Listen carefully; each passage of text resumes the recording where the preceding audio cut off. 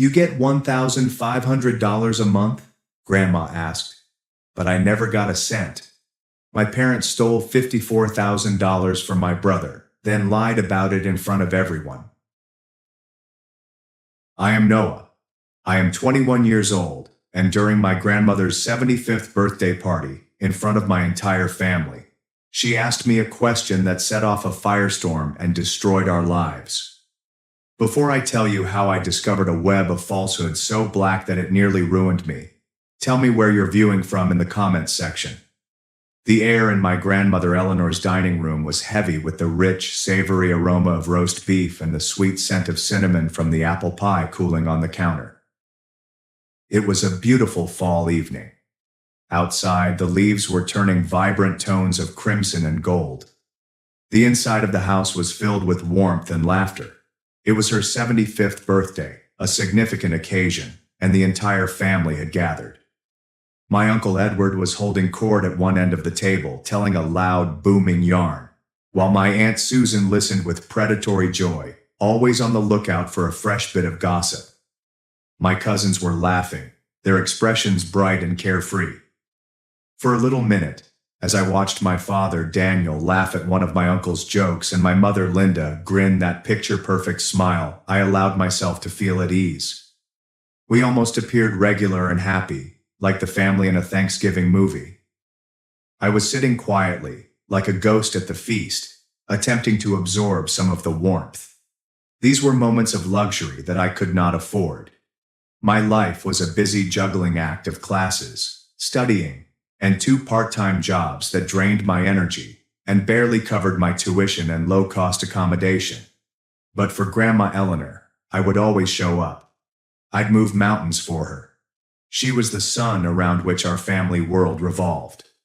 At 75, she was sharper than others half her age, with keen eyes that appeared to look right through you.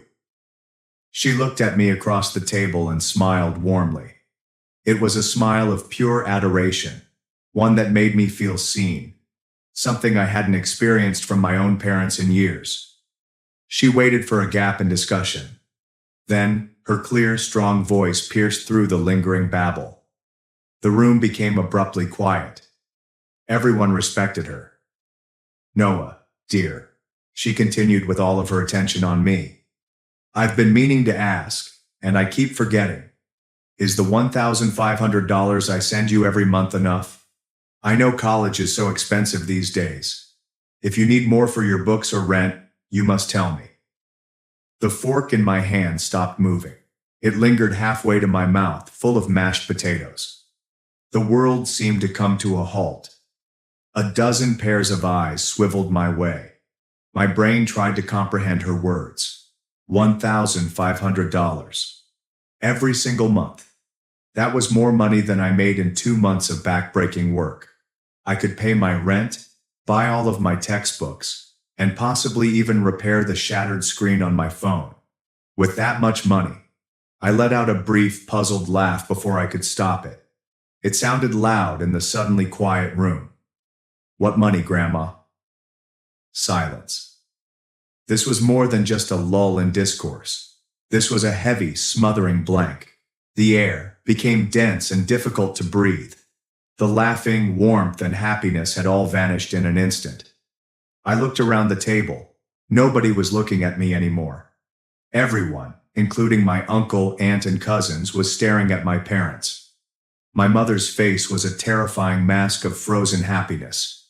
Her smile was still present, but it was brittle and hideous, like a porcelain doll about to break. My father's jaw had relaxed and his face had turned pale. He peered at his plate as if it contained the mysteries of the cosmos. My older brother Jason, the golden child and the focus of their existence, had a muscle jerking wildly in his cheek. The ideal family portrait had just been ripped to pieces. Grandma Eleanor's loving smile was replaced by one of cold, steely clarity. She did not need to raise her voice. The quiet venom in her tone was scarier than any shout. Linda, Daniel, explain. To comprehend the significance of that single word, you must first grasp the environment my parents had created. It wasn't only a financial lie. It was an outright lie about everything. The silence in that room was not new. It was the same silence that had accompanied each of my minor successes. The same quiet that had answered each of my whispered pleas for assistance. Over the course of 21 years, stillness was built up brick by brick. Let me give you a better picture of my life. A normal Tuesday for me began at 6 a.m. I'd drag myself out of bed in my small, frigid apartment to start my first job at the campus library. For 2 hours, I'd shelve books in the peaceful hum of the library, a dramatic contrast to my hectic lifestyle. Then classes run till 3 p.m. After class, I would not go to a coffee shop with my friends. I'd go to my second job, a greasy cafe downtown, and wait tables until 11 p.m. Shift ends. I recall one night vividly. A bunch of unruly customers had splattered ketchup across the table and poured Coke on the floor. My manager, a chronically agitated man named S., simply pointed to it and grumbled. My phone buzzed while I was on my hands and knees mopping up the sticky mess. It was an image from my brother Jason's Instagram page. He and his fiancée, Rachel, were clinking cocktail glasses on a beautiful rooftop bar, with the city lights glittering behind them. The caption said, "Living the good life." I noticed a harsh taste in my throat. I finished washing my hands raw, my back throbbing, and left with $23 in tips. That was a good existence. My brother's life was a separate novel, written by another author. In my parents' opinion, he was the hero of our family's tale. I was a footnote. They financed his downtown apartment with a view, paid for his car, and gave him cash when he needed it. They described it as investing in his future. My struggle, tiredness, and constant fear about earning rent were referred to as character building, as if suffering were a virtue. The injustice was a constant companion, a dull throb of indignation that I carried everywhere. But the true poison in our family's well sprung from a promise. A promise had been my sole source of hope. I was 18 and stood in the same dining room, clutching my university acceptance letter. I was extremely delighted to have graduated as valedictorian and received a minor academic scholarship. I assumed they would be too. My parents gave a short, "Good job, son," before giving their whole attention to Jason, who was enthusiastically outlining his new idea to launch a podcast on craft beer. I felt myself shrink, becoming invisible once more. But Grandma Eleanor noticed me. She always noticed me. She drew me into the kitchen, away from the others, and removed the letter from my grasp. She read it, her eyes full of genuine pride. "Noah, this is wonderful," she replied, her voice warm. She placed her hands on my shoulders and looked me directly in the eyes. "You have a fire in you, a brilliant mind. Don't ever let them or anyone else diminish that. Do you hear me?" I nodded as a lump formed in my throat. "Good," she replied, hugging me tightly. "Now you listen to me. Your only job is to go to that university and learn. You focus on your studies. Don't you dare worry about money. I am going to take care of you. I'll send you an allowance every single month, more than enough for whatever you need. This is my investment, and you are the best investment I could ever make." I cried right in her kitchen. I cried with relief and thanks. Her pledge was not solely about money. It was validation. It confirmed that someone in my family believed in me. That vow became my lifeline. So when I started college and weeks and months passed with no money, the confusion was excruciating. Did she forget? Did I mishear? Was I not worth the investment at all? The shame and anxiety of appearing ungrateful kept me silent. I told myself that I could handle it. I landed a job. When that wasn't enough, I ordered a second one.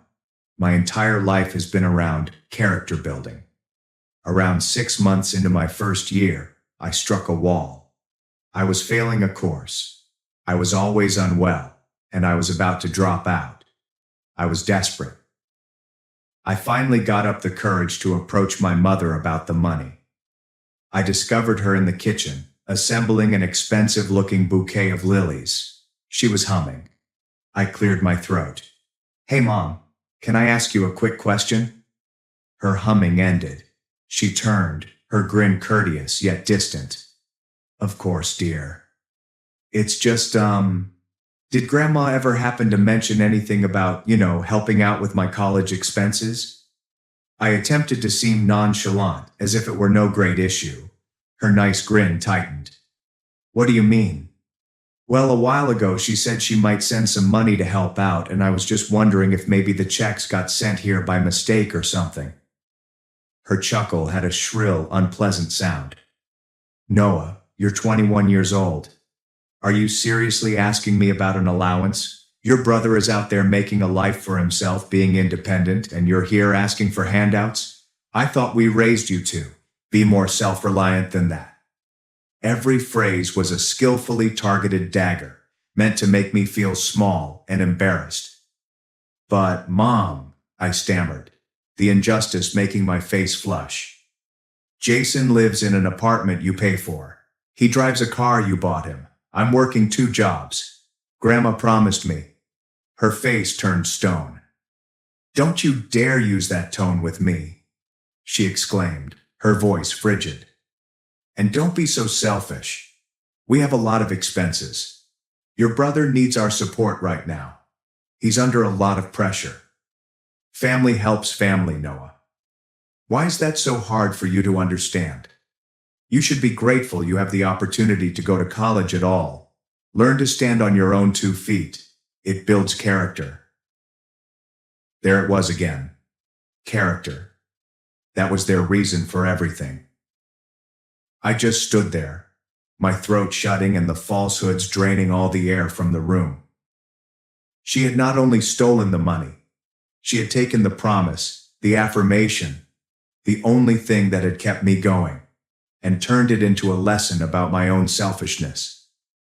I never asked again. I simply retreated deeper into myself, worked harder, and allowed the betrayal to solidify into a constant knot in my stomach. My cousin Owen was the only one who appeared to comprehend. During our late-night video talks, he saw the black circles beneath my eyes. "Dude, you look like a zombie," he would remark. "Let me guess. The royal parents are showering Prince Jason with gold while you're eating ramen again." His bluntness was strangely comforting. It proved that I wasn't crazy. Now, back in that peaceful dining room, the knot in my stomach was slowly loosening. The poison was spilling forth. My father, Daniel, was the first to speak. His voice was faint yet ready. "Now, Eleanor, it's not what you think. It was a misunderstanding." A misunderstanding. Grandma's voice sounded dangerously low. "Yes," my mother responded, her voice unusually bright. "We were just holding the money for him for safekeeping. We were going to give it to him in a lump sum when he graduated, as a surprise." The untruth was so outrageous and disrespectful that I almost laughed. Grandma did not laugh. "A surprise?" she replied coldly. "You were safekeeping $54,000 from your son, who has been working himself to the bone for 3 years, as a surprise?" "Well, when you put it like that," my father sputtered. "The truth is, Jason needed our help. He had a difficult situation." "A rough patch," my mother said hastily. "A momentary rough patch. It's all sorted now." Sorted. They had seized my future and called it resolved. I looked over to my brother. He did not look at me with remorse. He was gazing at me with irritation, as if my very existence had caused this uncomfortable situation. And I understood, with a clarity that pierced through the falsehoods and uncertainty, that this wasn't going to end. This was only the beginning. My parents' reasoning was offensive. Safekeeping? A surprise? They were flinging words at a house fire in the hopes of putting it out. Grandma Eleanor, who could recognize a bluff from a mile away, was having none of it. Her eyes were like laser beams, locked on my father. Daniel, you were a loan officer for 30 years.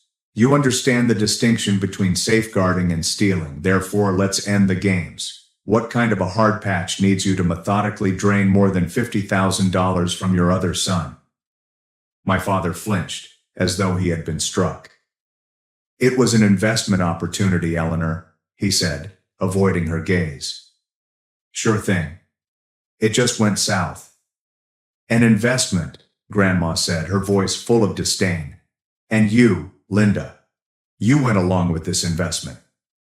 My mother, ever the staunch supporter of her golden boy, swelled up with rage. We were helping our son. This is what parents do.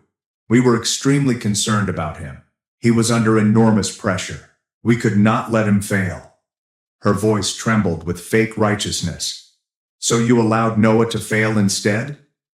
Grandma's question was gentle, yet it landed like a physical blow. My mother had no response to that. I couldn't be silent any longer. My raspy, rough voice cut in. What type of investment, Jason? I inquired, gazing straight at my brother. What was this sure thing that was worth my entire college savings? Jason, who had been staring sullenly at his fork, eventually looked up. His eyes were icy and devoid of sorrow. He let out a quick, dismissive laugh. Oh, please, Noah. You would not understand it. It entails risk, strategy. It's a little trickier than shelving books or flipping burgers. The insult, so careless and callous, was the last straw. Years of being dismissed, being the family afterthought, and being told my problems were for my own benefit, while his failures were coddled. It all erupted into a single burst of pure, clarifying wrath. At that point, I absolutely understood. They were incapable of feeling shame. They would never think they had done anything wrong. In this bizarre worldview, Jason was entitled to my future, and I was selfish for doubting it. And a terrible, chilly knowledge settled into my gut. This was more than just money. The story did not add up. Their lies smacked of desperation, hinting at something more sinister beneath the surface. As my emotional world imploded, I noticed another drama unfolding in the corner of my eye. Rachel, Jason's fiancée, had remained a statue throughout the encounter. Her face was pale, and her knuckles were white on the stem of her wine glass. She was staring at Jason, and her face was not supportive. It was one of cold fury. She was looking at him with the expression of a woman who had just discovered she had been played for a fool. When Jason made his snide remark to me, it was as if a switch went off inside her. She stood up so abruptly that her chair scraped across the floor, startling everyone. Jason, she continued, her voice dangerously quiet and tight. I need to talk to you. Now, in the hallway. This was not a request, it was an order. My Aunt Susan leaned in, her eyes gleaming with gossipy delight. Jason was furious, but he stood up and followed Rachel out of the dining room. An uneasy, strained hush descended once more. We sat there, pretending not to hear the angry, muttered whispers coming from the entryway. The old house has punishing acoustics. Jason, you lied to me from the start. Where is my money? It was my mother's ring. How could you? The disagreement ended with a strong, definite slapping sound that rang across the hallway. Everyone in the dining room flinched. A second later, the massive entrance door crashed shut with a shaking finality. Jason reappeared at the doorway, alone. A large red handprint was starting to appear on his cheek, a dramatic contrast to his light complexion. He appeared absolutely defeated. However, his default setting was blame, not remorse. My mother went to his side, treating him like a child. What happened, Jason, sweetheart? Where is Rachel? She's gone, he mumbled, eventually glancing up and staring straight at me. She left. Are you happy right now, Noah? You and your massive drama. You just had to ruin everything. He blamed me. Despite everything, he was still manipulating the story to make me the villain. It was breathtakingly audacious. But my focus was not on his feeble attempt to distract. My gaze was focused on the floor of the entryway. A little white slip of paper fluttered from Rachel's purse during her frantic escape. It had landed unobserved on the border of the Persian carpeting. Even from across the room, I recognized the flashy golden logo, Gold and Gem Pawn Emporium. My heart began pounding in a frenetic, hard pace against my ribcage. My mom's ring, the pawn shop ticket. Everything clicked into place with terrible surety. My last traces of fear and hesitancy burned away, leaving behind a cold, steely resolve. I got up from the table. Every eye in the room turned back to me. I did not look at my parents or my brother. I focused on the one person who deserved the truth. "Grandma," I murmured, my voice wavering almost imperceptibly but full of a new and strange strength. "Please do not let anyone leave. I need a minute. I believe there are certain other investments you should be aware of." I wasn't the fearful youngster anymore. I was not the victim. I was the one with the key for the next locked door, and I was about to kick it completely open. I turned away from their horrified expressions, moved calmly into the hall, and leaned down to pick up the pawn ticket. My hand was now steady. The truth was my weapon, and I was finally prepared to use it.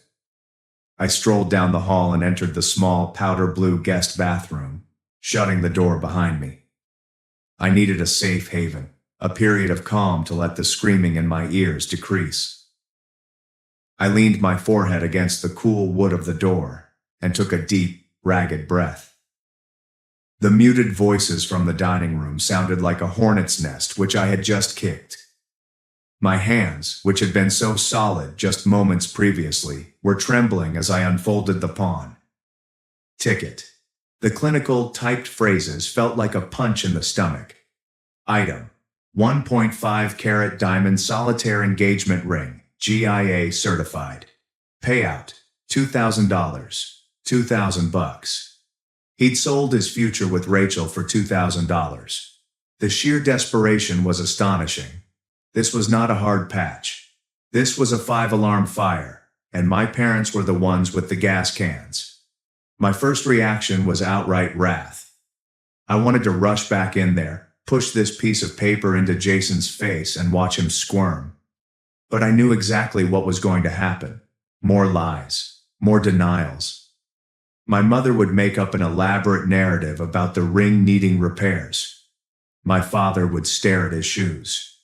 They were adept in deflection, forming a reality distortion field around Jason. I needed more than just a pawn ticket. I needed something unbreakable, something they couldn't get away with, and I knew where to find it. Jason's previous bedroom is upstairs. He was staying there for the weekend, and the room was a fitting tribute to his stalled progress. It was a location where secrets could fester. I took another big breath, unlocked the door, and slipped outside. The family was still in disarray. No one noticed me as I walked past the dining room and up the huge, curving staircase. Every stride I took felt heavy, deliberate. I was no longer a guest in this house. I was a ghost roaming crime scenes, seeking justice. The upper hall was dark and quiet. Jason's door was on the far end. I pushed it open. It produces a quiet creak. I slipped inside, my heart hammering, and softly closed the door behind me. The air in the room was a mix of dirty laundry and cheap body spray. Clothes were scattered on the floor. A half-eaten bag of chips was on the desk. This was not a man's room with investing potential. It was a teenager's den. My eyes searched the room for anything out of place. Where does someone keep their darkest secrets?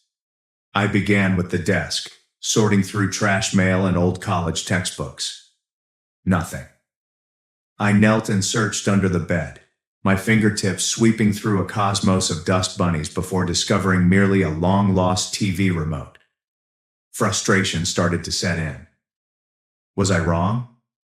Was this a crazy goose chase? I was going to leave when I heard footsteps down the hall. My blood became chilly. I fell back and wedged myself between the bed and the wall, my heart pounding against my ribs. I held my breath. The footsteps stopped outside the door. I could see the silhouette of feet beneath the crack. A moment has gone. An eternity. The footsteps moved on. It was probably one of my cousins going to the restroom. I exhaled a breath I hadn't realized I'd been holding, my body shaking from adrenaline. This was my only shot. I needed to find it. My attention rested on the closet. It was an old walk-in, crammed with items Jason hadn't touched in years. An old Nike shoebox sat on the top shelf, pushed well into the back corner.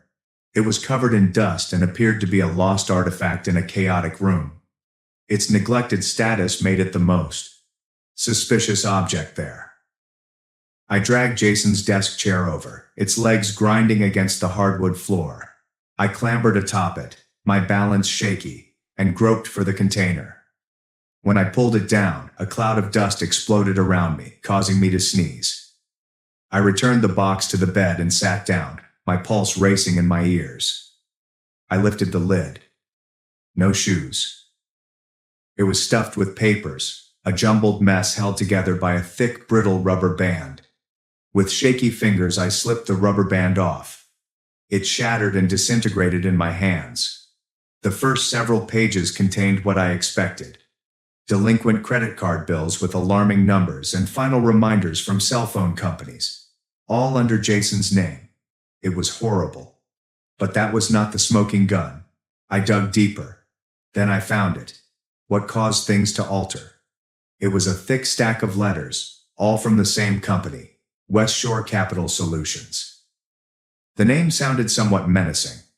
The letters themselves were written in an aggressive, forceful font. Final notice prior to legal action. Immediate payment is essential to avoid wage garnishment. These were not nice reminders. The threats came from a debt collector, a loan shark with letterhead. But that wasn't the part that made my vision blur. The name and address appeared at the top of the page. The address was for my shabby first-year dorm room. I hadn't resided at this address in over 2 years, and the loan was in the name of the person who threatened to sue and ruin them. It was not Jason. It was Noah. This is my name. I could not breathe. It felt like the air had been punched out of my lungs.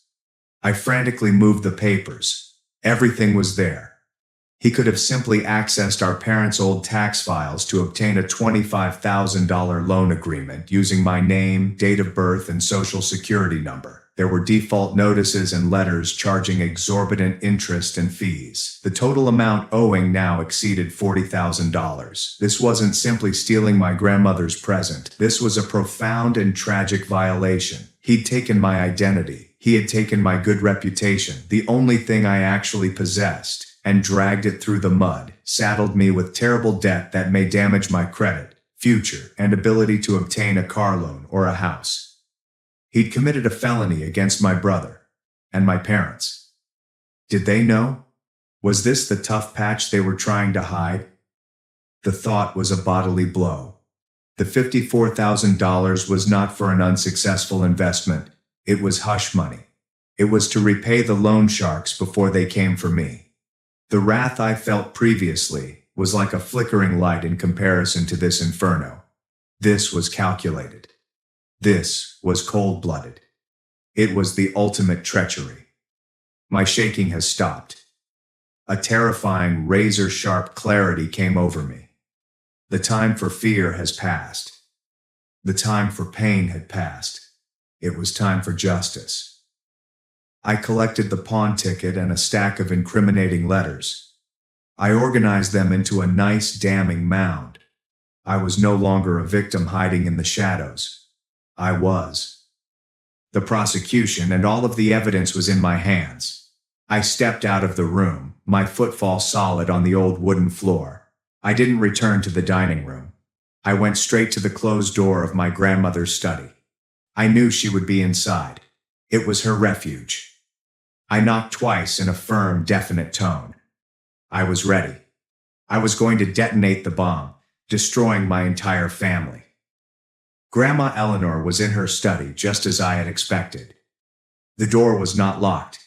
She was seated in her large green leather chair, not reading, but staring blankly out the window at the garden, which was now in darkness. A half-empty cup of tea sat cold on the coaster next to her. The strong matriarch of the dining room was gone. In her place was a lady who appeared exhausted, dejected, and deeply depressed. She looked 75 years old. She turned as I approached, her eyes clouded with weary misery.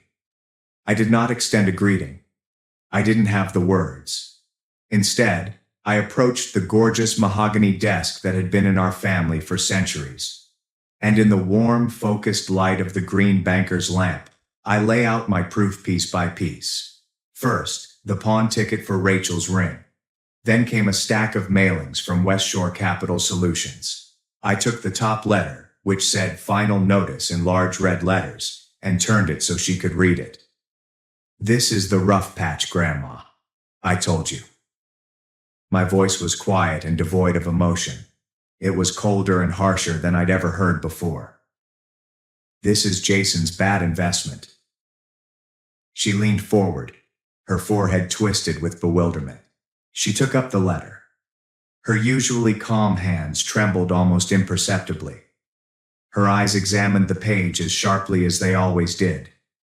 I observed her expression as she assimilated the information. I witnessed confusion turn into incredulity, which then curdled into a dawning, terrible fear.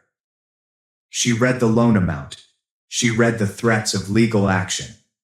And then her gaze fell on the name at the top of the page. "Noah," she muttered, her voice barely audible. She stared up at me, her eyes wide with horrible comprehension. "What is this?" "It's a loan," I stated plainly.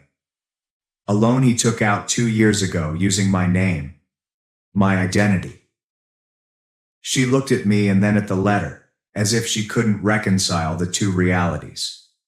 She picked up the next letter, and the next. Her movements became faster and more frantic.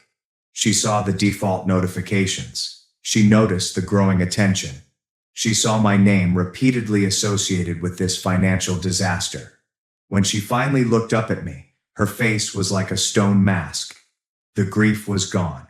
The heaviness was gone. The anger returned. However, it was a new and terrible type of wrath.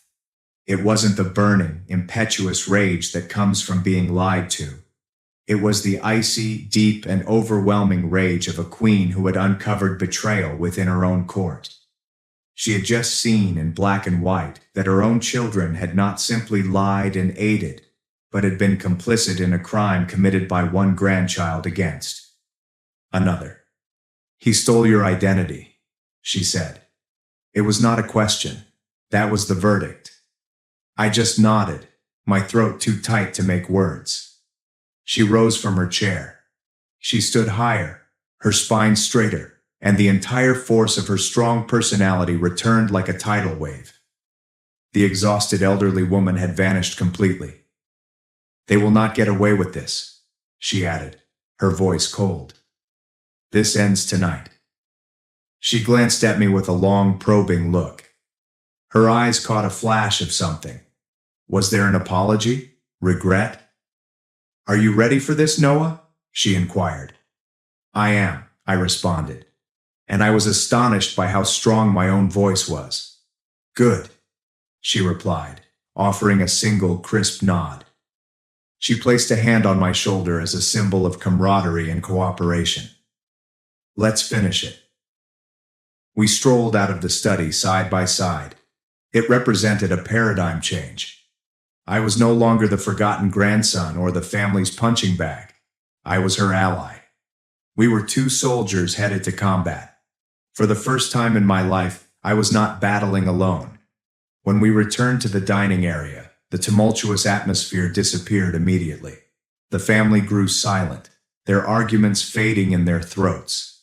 They noticed the expression on my grandmother's face and knew the ultimate decision was at hand. Grandmother Eleanor did not return to her seat.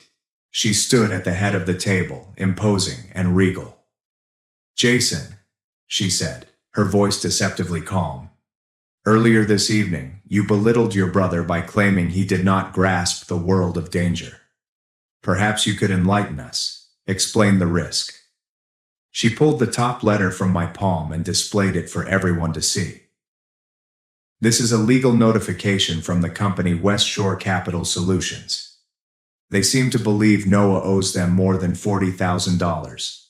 As this is the first we've heard about it, I'd appreciate it if you could clarify." Jason's face turned white as a sheet. He gave our mother a frantic, scared face, begging her to save him. I don't know what you're talking about," he said. "Don't you?" Grandma inquired, her tone dangerously gentle. She then displayed the pawn ticket. "And what about this?" "A pawn ticket for a diamond ring weighing 1.5 carats. I suppose this is Rachel's ring. It appears that your business risks now include stealing from the woman you claim to love." Linda, my mother, had finally broken. She leapt to her feet, hands planted on the table. "That's enough, Eleanor. This is a private family problem. You cannot simply air our dirty laundry like this. A family matter?" Grandma's words rang out through the room, making everyone flinch. "My grandson uses his brother's name to commit identity fraud, and you have the audacity to call it a family issue. My own son and his wife have lied to me for years, taking money intended for their struggling child, and you term it a family matter. This stopped being a family concern when you chose to support a criminal over your own innocent son." She raised a shaking, accusing finger at me. This boy who has done nothing except work himself to the ground to pay for an education while you handed over his future, his very name, given to an ordinary thief." The word criminal resonated around the hushed room. My father Daniel made a coughing noise and buried his face in his hands. Grandma Eleanor took a deep, trembling breath to restore her chilly composure. "Daniel, Linda, you are currently cut off. Your financial support for Jason has ended. Every cent you took from Noah will be returned to him with interest from your savings and retirement accounts. I'll personally oversee the move tomorrow." She paused, allowing the stark finality of her words to set in. Then she executed the coup de grace. "And tomorrow morning," she said, her gaze sweeping across the debris of her family, "I'll be on the phone with my lawyer, Martine. I'm making an emergency appointment to fully reorganize my will and all of my trust monies, including the house, stocks, estate, and everything." Her gaze, now devoid of any familial warmth, fell on my parents. "I must ensure my legacy that everything Walter and I have worked for goes to someone with integrity, someone worthy of trust." She didn't need to utter my name. Everyone in the room knew. The tectonic plates of our family had just shifted abruptly and irreversibly. I wasn't an outcast anymore. I was the last one standing. My parents' and Jason's world, founded on falsehoods and entitlement, had just been swallowed up by the earth.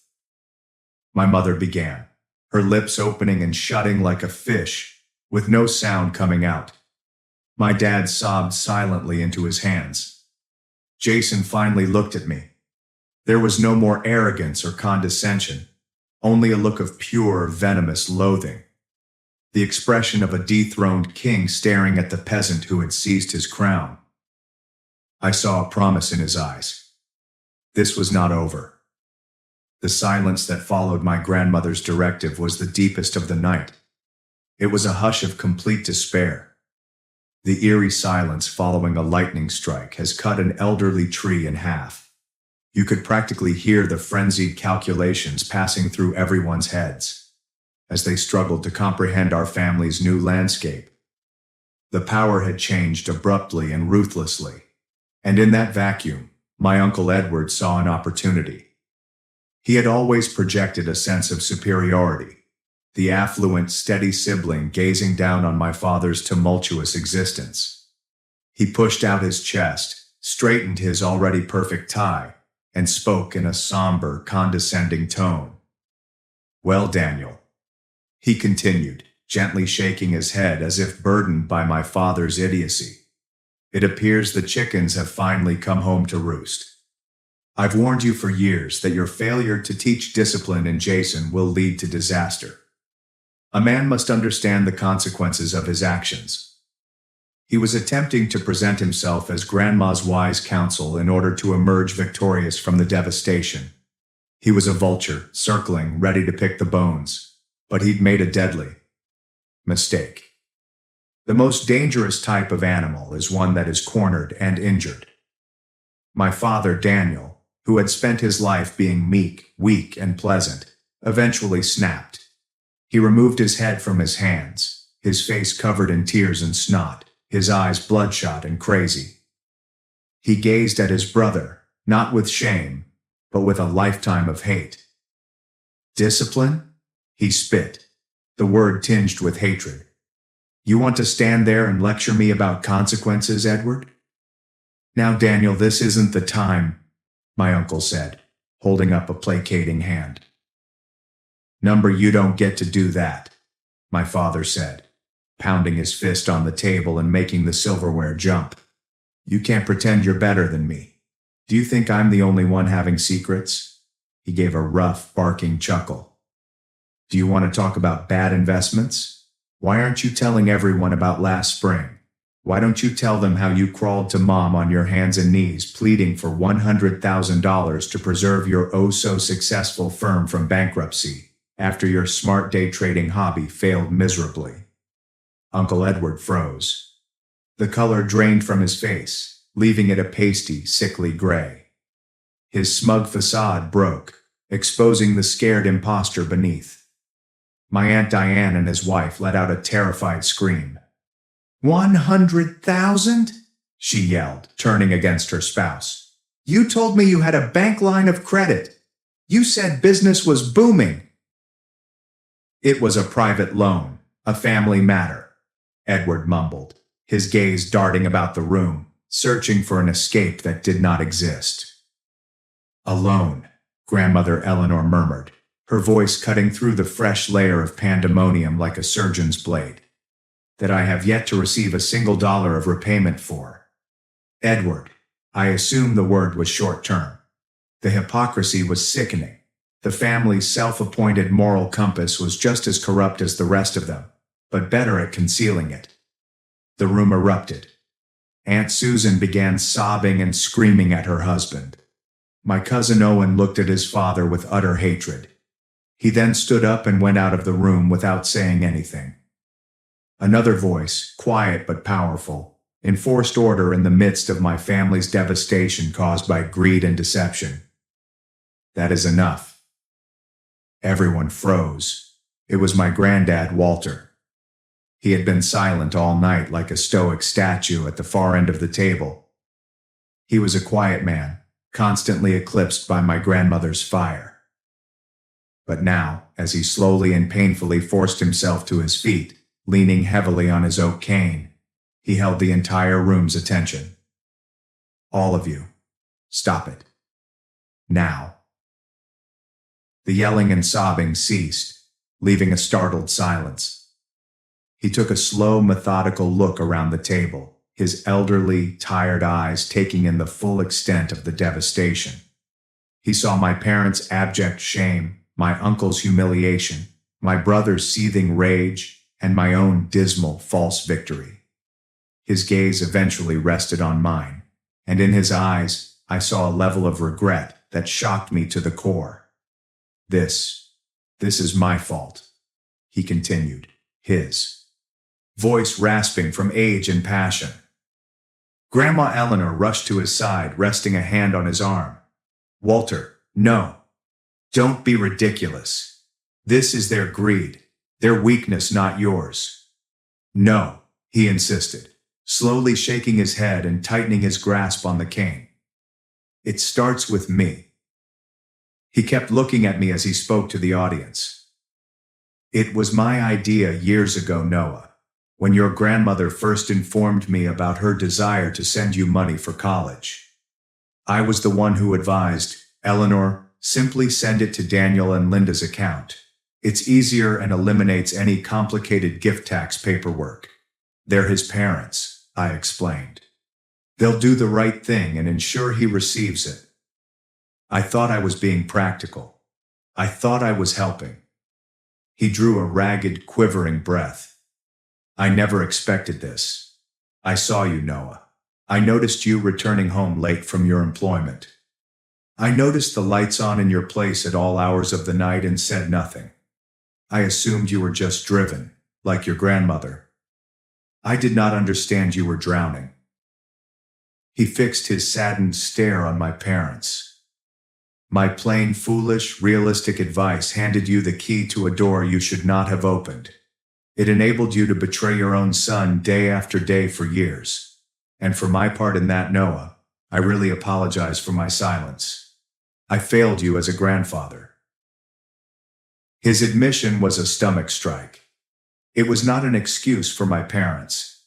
It was a tragic origin story. It was the final, sad piece of the puzzle, illustrating how a minor, well-intentioned error might, in the wrong hands, grow into a world-shattering treachery. The fight drained out of the room, swallowed up by the gravity of his words. In the resounding silence that followed, I finally had the courage to stop it. I got up, my legs feeling more stable than they had all night.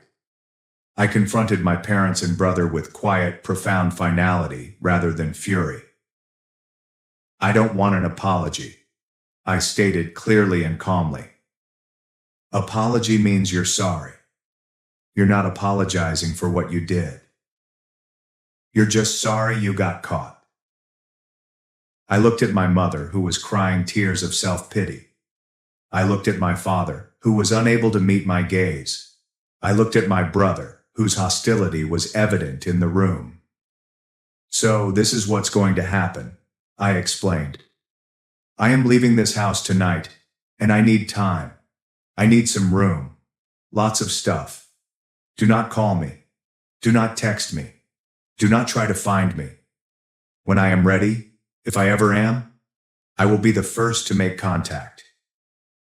I turned my back to them. I walked up to my grandfather and grandmother. I wrapped my arms around my grandfather's thin shoulders, hugging him tightly. Then I hugged my granny. Thank you, I muttered. And with that, I walked out of the dining room, through the front door, and into the fresh, pure night air, leaving the blazing remains of my family behind me. I did not glance back. Walking away from my family that night was like exiting a burning building. The air outside was cold and biting, but I could breathe again. The year that followed was a gradual, hard process of repair, similar to rebuilding a city after an earthquake. It was painful. It was a mess. There were days when the aftermath of sadness and wrath nearly knocked me off my feet. However, it was also the first year of my real life. Grandma Eleanor kept her promises and was twice as cruel. The next Monday, my new bank account, which she had established with a single phone call, received a deposit of $54,000. Her lawyer, Martin, added an additional $10,000 for punitive damages and mental suffering. The financial conduit to my parents' house was completely broken. Within a few months, I learned from Owen that they needed to take out a second mortgage on their home to keep solvent. They sold my brother's showy sports automobile. The comfortable, consequence-free environment they had created for Jason had vanished overnight. The freedom that money provided was astounding, but not in the way you might expect. I did not go on a spending binge. The first thing I did was leave my nighttime job at the cafe. I came in, thanked S for the opportunity, and gave him my apron. The relief was so intense that it felt as if a thick, oily coat I had been compelled to wear for years had finally been removed. I retained my modest part-time job at the campus library not for the money, but because I enjoyed the serene atmosphere. It was my refuge. For the first time in my academic career, I was not just surviving, but thriving.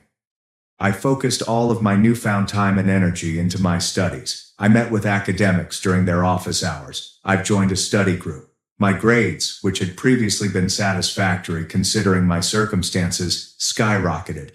I was on the dean's list the first semester and every semester after. I was no longer the tired ghost in the back of the lecture hall. I took an active role in shaping my own future. I also learned what it was like to be part of a true family. My cousin Owen became my brother. He was my rock. He never pushed me to talk about the night, but he was always available when I needed him. He'd phone me up and say, "Hey man, I'm ordering pizza and turning on the game. Get over here." Those nights, lying on his lumpy couch and swearing at the TV, seemed more like home than my actual home did. He told me that his parents, Edward and Diane, were undergoing extensive marriage counseling. The implosion at the party had damaged their carefully cultivated image, and they were looking to discover whether there was anything genuine left beneath. "Dad's a mess," Owen told me one night. "He's finally realizing that respect is something you earn, not something you inherit." My other pillar was my roommate, Leo, who was quiet and unassuming, yet had a deep pool of empathy. He was the one who discovered me one night, sitting alone in the dark of our living room, staring at the wall, the phantom pains of my previous existence surfacing. He didn't say, "It'll be okay," or "You should forgive them." He simply sat down on the floor next to me, offered me a beer, and sat there in silence with me for an hour. His peaceful companionship was more therapeutic than any words could have been, and my bond with my grandparents was restored. We had dinner every Sunday, just the three of us. It was during those peaceful hours that I really got to know them. Grandpa Walter would question me about my political science classes, and we'd have lengthy intellectual discussions. He started treating me as an intellectual peer rather than a grandchild. Grandma Eleanor would tell me stories about her own hardships as a young woman establishing a business in a male-dominated industry. They were revealing their true selves, including their vulnerabilities and strengths. They were teaching me what a heritage of honesty truly meant. My former relatives attempted to break through the wall of quiet I had created. Jason bombarded me with angry, hateful voicemails for the first few months, accusing me of ruining his life. I erased them all without listening beyond the first few seconds. Then my mother's campaign began. It was a collection of writings, each a masterclass in manipulating guilt. One would read, "Noah, I hope you're happy. Your father's blood pressure is dangerously high because of all the stress." Another, "We miss our son. This silence is tearing your family apart. It's time to let go of the anger and forgive." And the one that finally prompted me to block her number. "I don't understand why you are doing this to me after everything I've done for you." Not once did any of them include the basic words, "I am sorry for what we did." It was always about their misery, worry, and wants. It showed me that my decision was correct. They had not changed. They had just lost control over me. My phone rang about a year after the party, just a few weeks before Thanksgiving. The number was unknown. I almost let it go to voicemail, but some instinct compelled me to answer. "Hello?" I answered. A pause, followed by a voice I had not heard in a year. "Noah." "Son, it's Dad." He sounded different, slimmer and exhausted. I remained mute. "Listen, Noah," he said, and I could see he was nervous. "I know you said not to call, but your mother, we were hoping you might consider coming for Thanksgiving, just for dinner, to try and, start over, be a family again." I closed my eyes. I imagined him as a man broken not by my deeds, but by the results of his own. I felt a feeling of pity rather than rage, but pity wasn't enough to entice me back into the burning building. "I can't do that, Dad," I replied. My voice was calm, but forceful. There was no hesitancy. I'm not ready for that, and I don't think I will be for a long time. But son, I have to go, I murmured, gently cutting him off. I'm glad you're okay, but the answer is no. I ended the call. It was not an act of vengeance. It was an act of tremendous self-care. I had spent a year methodically creating a new life, one filled with serenity, respect, and true love. I was the architect of this new existence. Another year is gone since that phone call. I'm in my final semester of college. A few weeks ago, I received an acceptance letter to a top East Coast graduate program in public policy. It's a dream I would never have allowed myself to have when I was sleeping 3 hours a night and eating instant ramen. Life is no longer only stable, it is full of potential. Sunday dinners with my grandparents are still the center of my week. Grandma Eleanor is already organizing a trip to see me after I relocate. Grandpa Walter handed me his old, lovely fountain pen as a congrats present. For signing important things, he added with a wink. The gesture was tiny, but its significance was huge. My life is complete.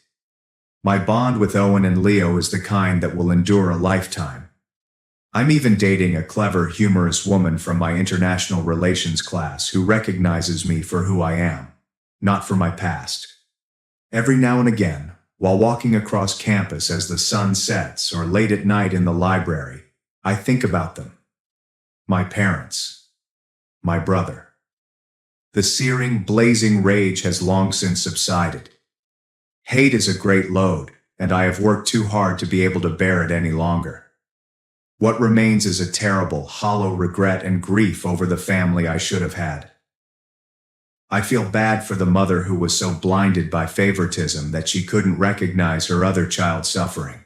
I feel sorry for the father, whose weakness resulted in so much harm, and I feel sorry for the brother who was so preoccupied with entitlement that he saw me as an obstacle rather than a human being. The money I now see was never the main issue. The $54,000 was simply a sign of the sickness. The true crime was the gradual, methodical stealing of my self-esteem.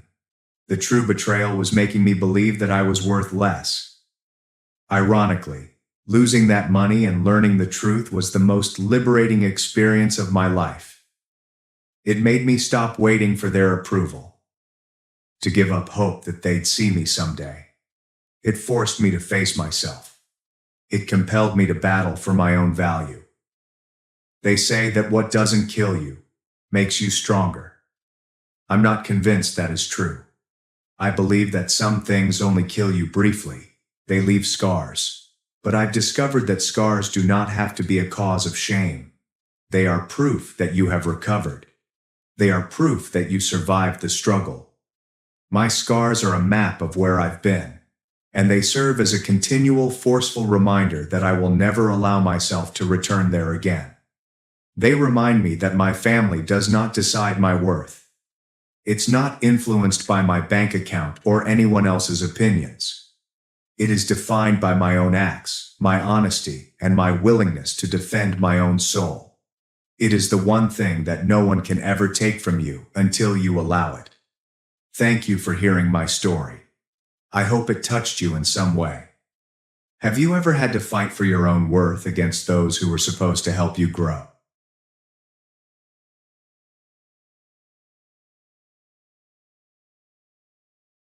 After 15 years of dedication, I resigned, causing chaos in the company and financial trouble because my father favored my younger brother over me. Hello everyone, before we begin today's video, I need your help. We've noticed that the channel is losing traction, and subscribing is one of the best ways you can help us.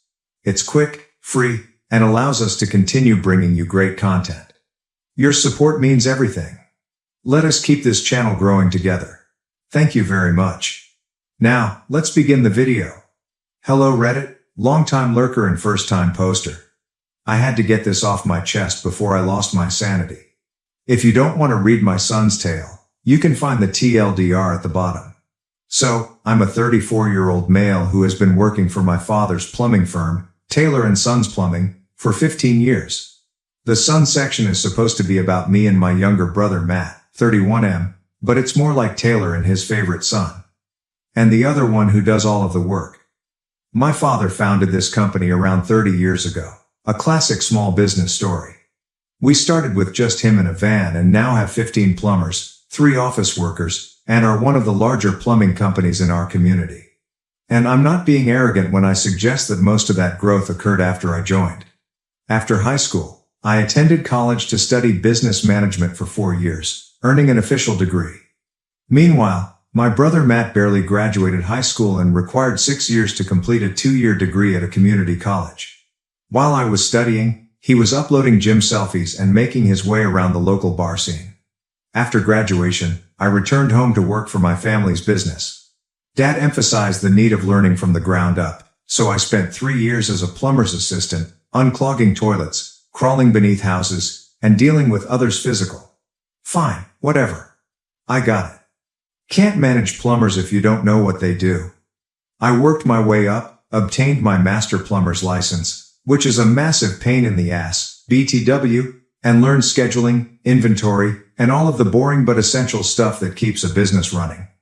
I worked 60-hour weeks for years, missed my friends' weddings due to emergency calls, and did not date for around 5 years.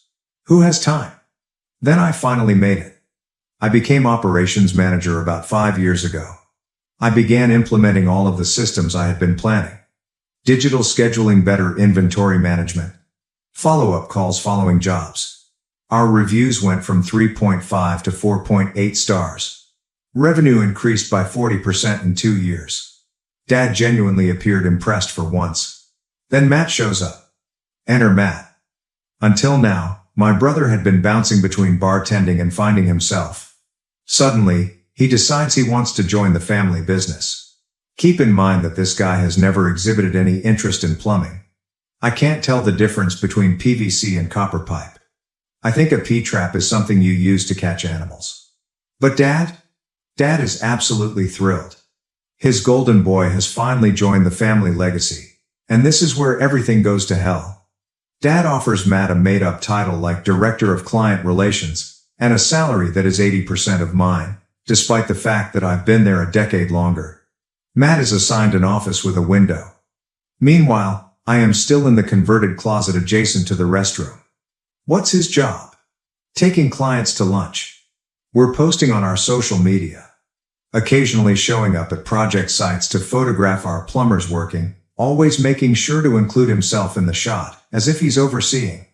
He arrives around 10 a.m., has 2-hour lunch breaks, and departs at 4 p.m., due to traffic. Every staff meeting, Dad compliments Matt on bringing in some minor contract while completely disregarding the fact that I recently optimized our whole billing system and saved us $50,000 per year. It's as if I'm invisible. There was one instance when I spent weeks putting together a bid for this massive commercial project, the largest contract we'd ever pursued. I'm talking about binder-thick proposals. I even pulled an all-nighter to finish it. On the day of the meeting, Dad brings Matt along. Matt had not read a single page of the proposal. Matt, who was hungover, kept racing to the bathroom. Matt, who described the client's building as that big place with the sign, throughout the meeting, we received the deal anyway since my figures were good. On the drive back, Dad couldn't stop gushing about Matt's connection with their team and how his people skills sealed the deal. My contribution? Dad commented that my attention to detail was beneficial. Helpful. As if I were the freaking office assistant. Moms know better when I try to talk to her about it. She gives me a sad expression and says things like, "You and your brother are just different kinds of people. Not everyone can be as organized as you are." As if competence were a character fault. The final straw. One day, I overheard Dad speaking with Matt in his office. The door wasn't completely closed. Dad was talking about succession planning. When you take over the company, and asked Matt if he wanted to learn about the finances. My name did not come up. Not even once, not even, maybe your brother can help you with the accounting, or something. The company I helped establish. The company I've dedicated my entire adult life to. And I am not even considered a prospective future owner. Just the workhorse who keeps things going while Matt takes the spotlight. keeping my head down. I kept my head down and finished the work. It was not like I could do something about it. Then, around 9 months ago, our administrative assistant quit. She had been with us for 5 years but received a better offer elsewhere. Dad said we needed to hire someone with more office management experience because we were expanding. Enter Julie, 29 Fahrenheit. Something resonated with me the moment she walked through the door for her interview. She walked with confidence. Her dark hair was always in a perfect bun, and her emerald eyes seemed to see right through all the bogus corporate BS. She wasn't one of Matt's typical Instagram model types, but she was stunning in a refined, put-together sense. Her resume? Impressive as hell. Business degree. Experience managing offices for firms far larger than ours. There are numerous accounting software and business operations certifications available. Dad was so thrilled that he hired her on the spot. Something he never does. Julie changes everything. How about her first week? She thoroughly restructured our filing system, which hadn't been updated since the 1990s. Is this her second week? She discovered $20,000 in unpaid invoices from the previous year and collected it. Is this her third week?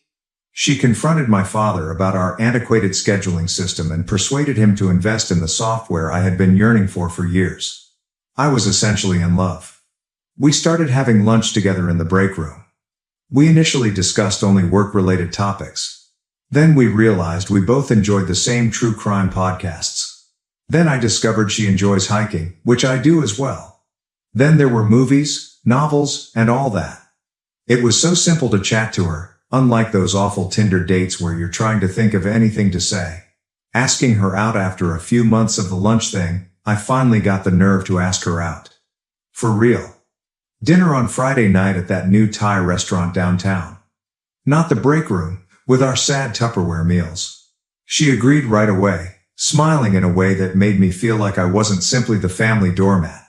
We scheduled it for the following Friday. I was ridiculously excited. I even caught myself whistling while fixing a sink on one job site, which completely confused the apprentice working with me. I did not inform anyone at work about our date arrangements. My family has a specific gift for spoiling anything nice that occurs to me, so I decided to remain silent until things got serious. A big mistake. The gut punch. 2 days before our date, I was returning from work when I heard Julie giggling in the hallway. That genuine chuckle was something I had worked hard for weeks to obtain. But she was not laughing at what I said. She was chuckling about something Matt said. As I approached the corner, I noticed them standing far too close together at the coffee machine.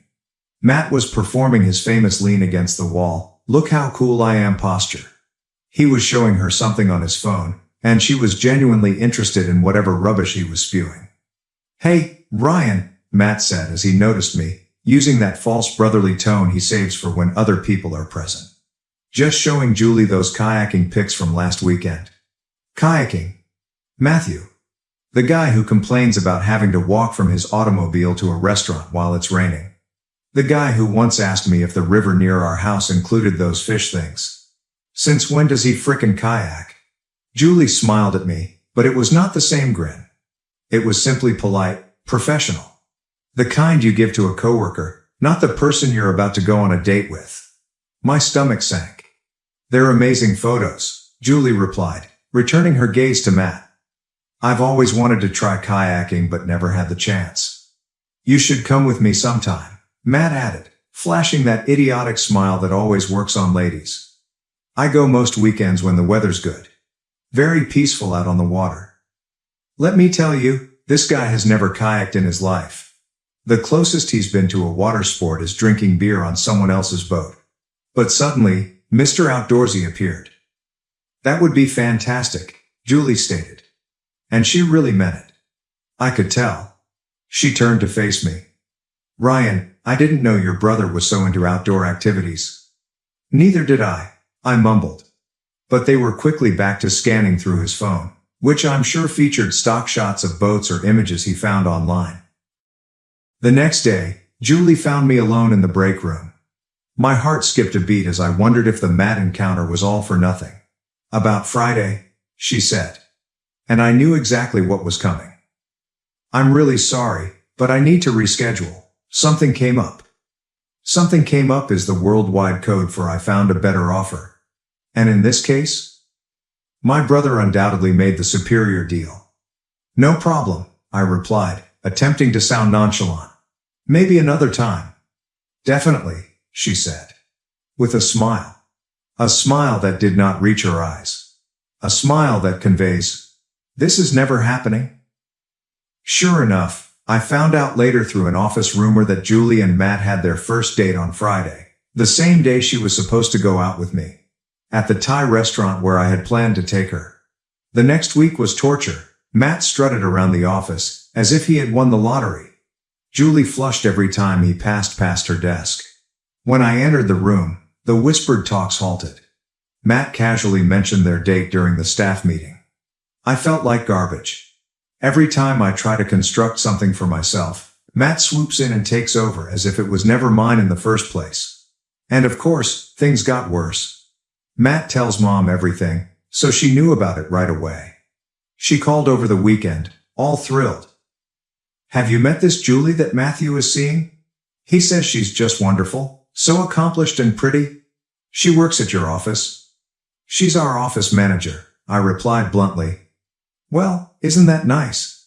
Matthew says she's very smart. Organized too. Sounds like she and Matthew have so much in common. They share nothing in common. Except for maybe living on the same planet. But sure, Mom.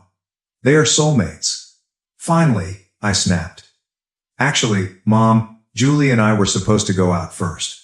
I asked her out, and she said yes. But then Matt swooped in.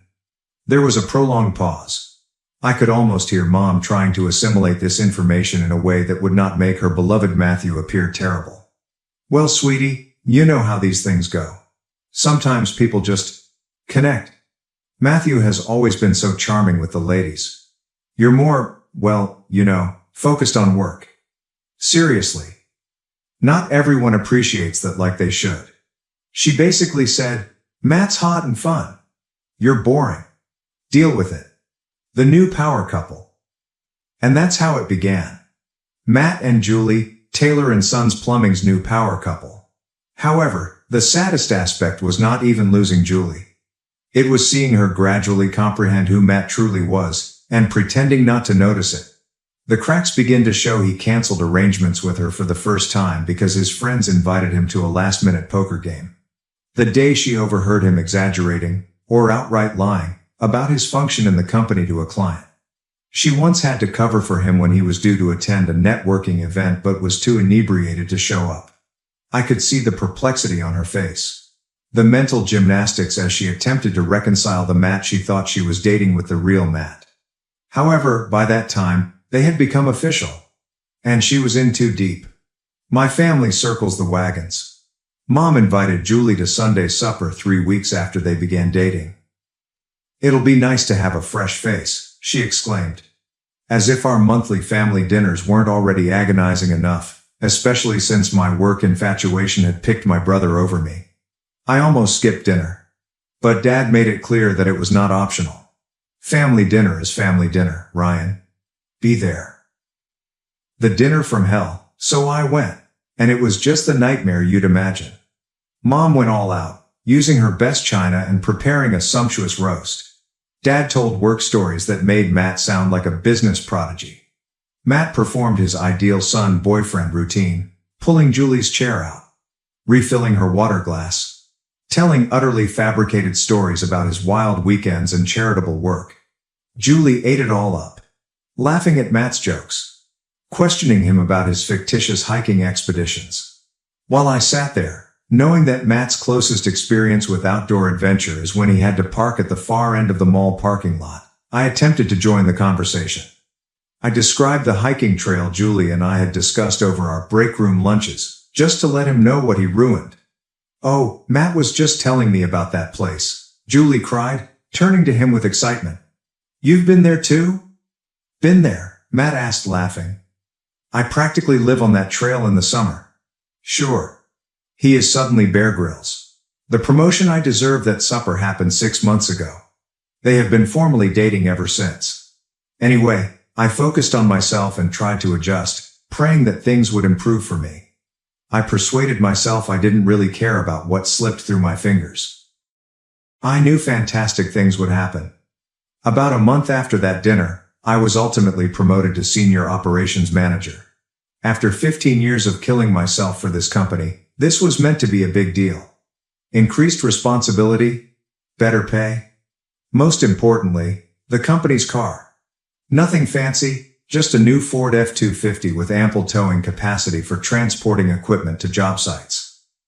The announcement that almost was worth it. Dad made a major announcement during our monthly staff meeting. After years of dedicated service, Ryan is being promoted to senior operations manager. This comes with a nice raise and the new company truck we just purchased. Well deserved, son. For once, I felt as if my effort was being recognized. I even allowed myself to get enthusiastic about having a great vehicle for the first time in my life. Instead of my rusted-out Chevy, which is held together with duct tape and prayers. And then came Sunday dinner. Fast forward to Sunday dinner. Mom's preparing her renowned pot roast. Dad's talking about a client. Matt has his arm around Julie, as usual. I'm just hoping to get through the lunch without saying anything I'll regret. Then Dad clears his throat and sets down his fork. I've got an announcement to make, says the man. I immediately tighten up. Because in my family, announcements are never good news. Matt and Julie share this glance, and I know what's next. The bombshell. We're engaged, Julie announces, holding out her left hand. With this huge diamond ring, which likely cost more than my annual income. Mom breaks into joyous tears. Dad begins clapping Matt on the back. I'm sitting there in shock. The fork had frozen halfway to my mouth. This is wonderful news, Dad exclaims. My boy's finally settling down, starting a family. Then he drops the actual bomb. The ultimate betrayal. Matt, I think you and your future bride could use that new truck more than the company could. Consider it an engagement present. You'll need a good family vehicle now. Matt makes a phony, astonished face, as if this hadn't been his goal all along. Wow, Dad, that's so generous. I've finally discovered my voice. Dad, that truck is supposed to be part of my promotion package. I need it for work. For actual company business. Dad waved his hand dismissively. Now, Ryan, don't be selfish. Your brother's starting a family. Family comes first. You can keep using your old truck for now. It still runs, doesn't it? Barely, I said. But no one was listening. They were all busy praising the happy couple, discussing wedding plans and future grandchildren. The final straw. That was it? The last straw? The moment I realized I was done with this family business garbage forever. Rage was building up. I was fuming. But nevertheless, I was able to drive home in my piece of junk truck. That decided to create a worrisome rattling noise the entire journey, simply to emphasize the fact that it was on its last legs. Perfect timing.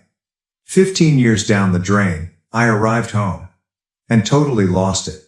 15 years. 15 years of dedication, hard work, and sacrifice. 15 years of seeing Matt glide through life on charm and Dad's affection while I developed something worthwhile. Something profitable. Something that was reportedly just turned over, again, to my brother. And now Julie. The only wonderful thing that had happened to me in years was presented to Matt on a silver platter. Complete with an engagement ring and a company truck. I don't think I've ever been so angry in my life. It wasn't even hot or explosive. It was this cold, controlled wrath that suddenly made everything crystal apparent. I was never going to be valued by this family. I was never going to receive what I deserved. I was merely the workhorse, the dependable one they could dump on while Golden Boy received all the glory. The email that changed everything. I grabbed my laptop and checked my email. I looked at the blank compose window for around 10 seconds.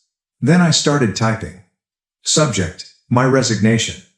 Dad, I am quitting from Taylor & Sons Plumbing, effective immediately. Consider this my 2-week notice, though realistically, you'll be lucky if I make it through the week. I plan to pursue other options. Sincerely, not really, Ryan Taylor. I pushed send before I could back out. Then I sent a separate email to our HR person, who is essentially the bookkeeper who handles payroll, about my accumulated vacation time. I advised them that I would start taking it immediately. I had no intention of returning to the office. The fallout begins. Within minutes, my phone began to blow up. Dad is phoning. Matt texted only WTF and stupid emoticons. Mom left sobbing voicemails about how I was tearing the family apart and being overly dramatic. Then Julie called. I let that call go to voicemail. Ryan, it's Julie. Your dad told me you quit. What's going on? Please call me back. As if she didn't know. As if she hadn't been a part of the entire disaster. I disregarded them all. I turned off the phone and began updating my resume. I was finished. I'm done being the family's workhorse. I'm tired of watching Matt get everything he wants while I labor myself to death for scraps of attention. The confrontation dad arrived at my apartment the next morning at 7 a.m. He pounded on the door, as if he were attempting to break it down. What the hell, Ryan? He yelled when I finally opened it, still in my pajamas and unprepared for this showdown. Quitting over email? After everything this family has done for you? I honestly laughed at his face. Done for me? You mean like paying me less than the market wage for 15 years while Matt receives bonuses simply for showing up to work? Or how about offering me a business vehicle as part of my promotion and then giving it to Matt as an engagement present? The excuses? That's different, Dad said, his face flushing. Matt's starting a family. He needs our support. And I don't?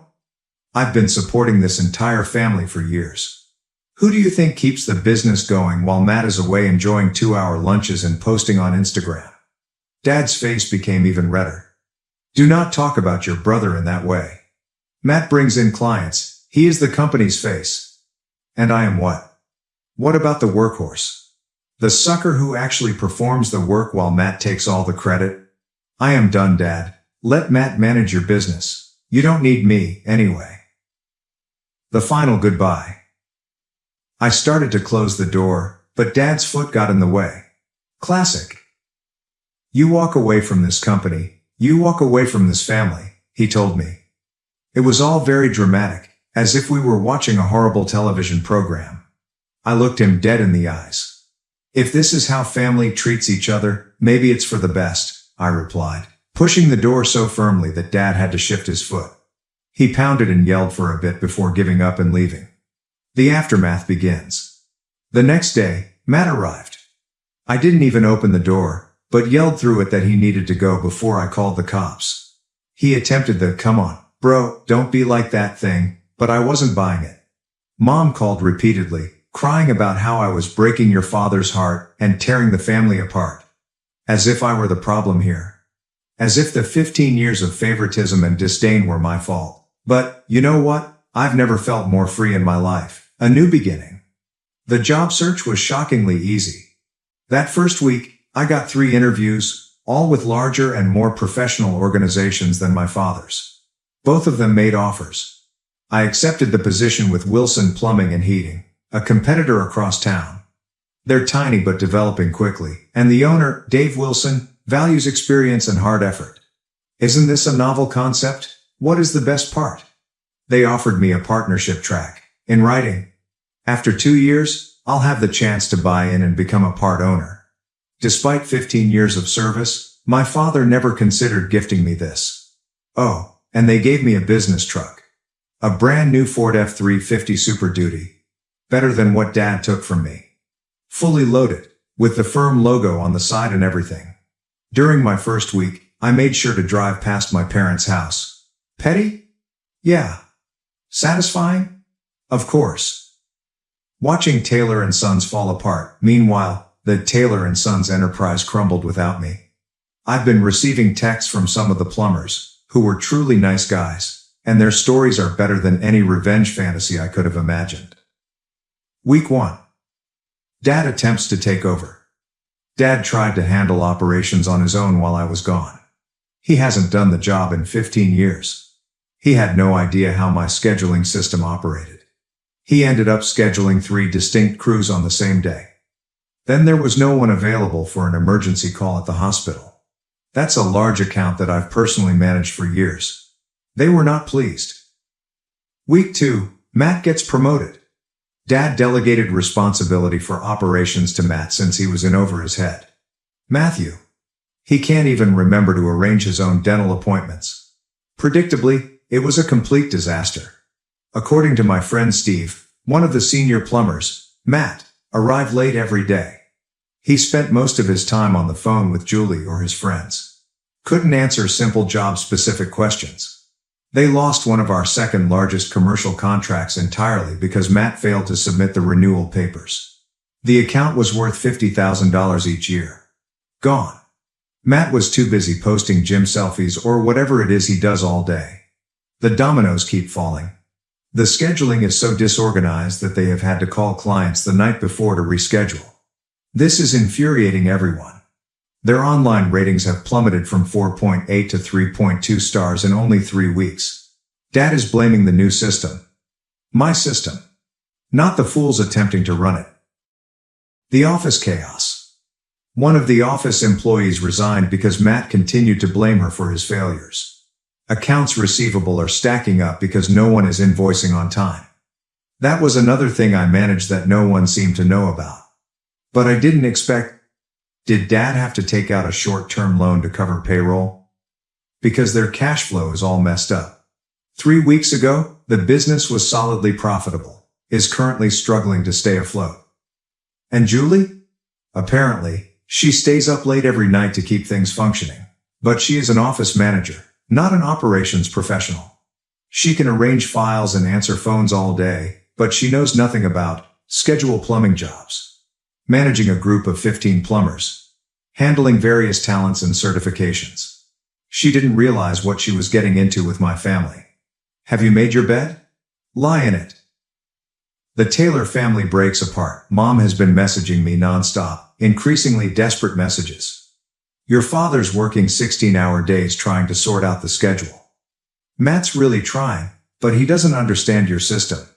We had to tell 3 clients we can't get to them this week. Notice that none of these messages contain an actual apology or an admission that they messed up.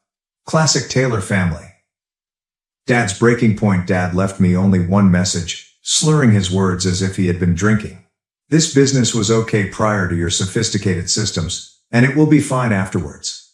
You think you're irreplaceable? No one is. Yes, Dad. Keep reminding yourself of this while your business rings the drain. Matt's panic mode. Matt's messages have progressed from phony brotherly concern, hey bro, everyone's worried about you, a barely veiled panic. Do you still have the login for the scheduling software? Dad can't find it. To outright desperation.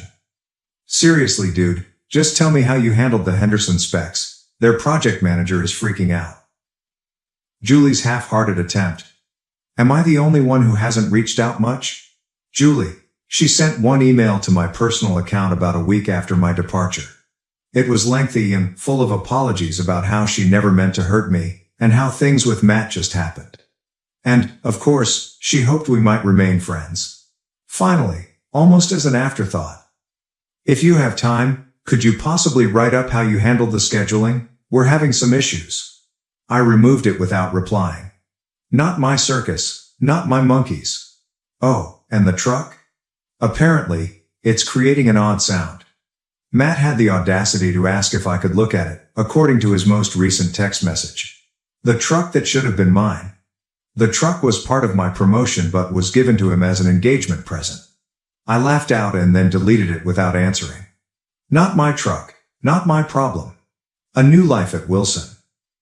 Meanwhile, I've been at Wilson for 2 weeks now, and it feels like I've entered a parallel dimension where competence is truly respected. Dave asks for my thoughts on operations. My ideas are executed rather than disregarded. The employees appreciate me for my experience, not because I am the boss's son. Yesterday I fully revamped their service call routing system. Dave was so amazed that he offered me a bonus on the spot.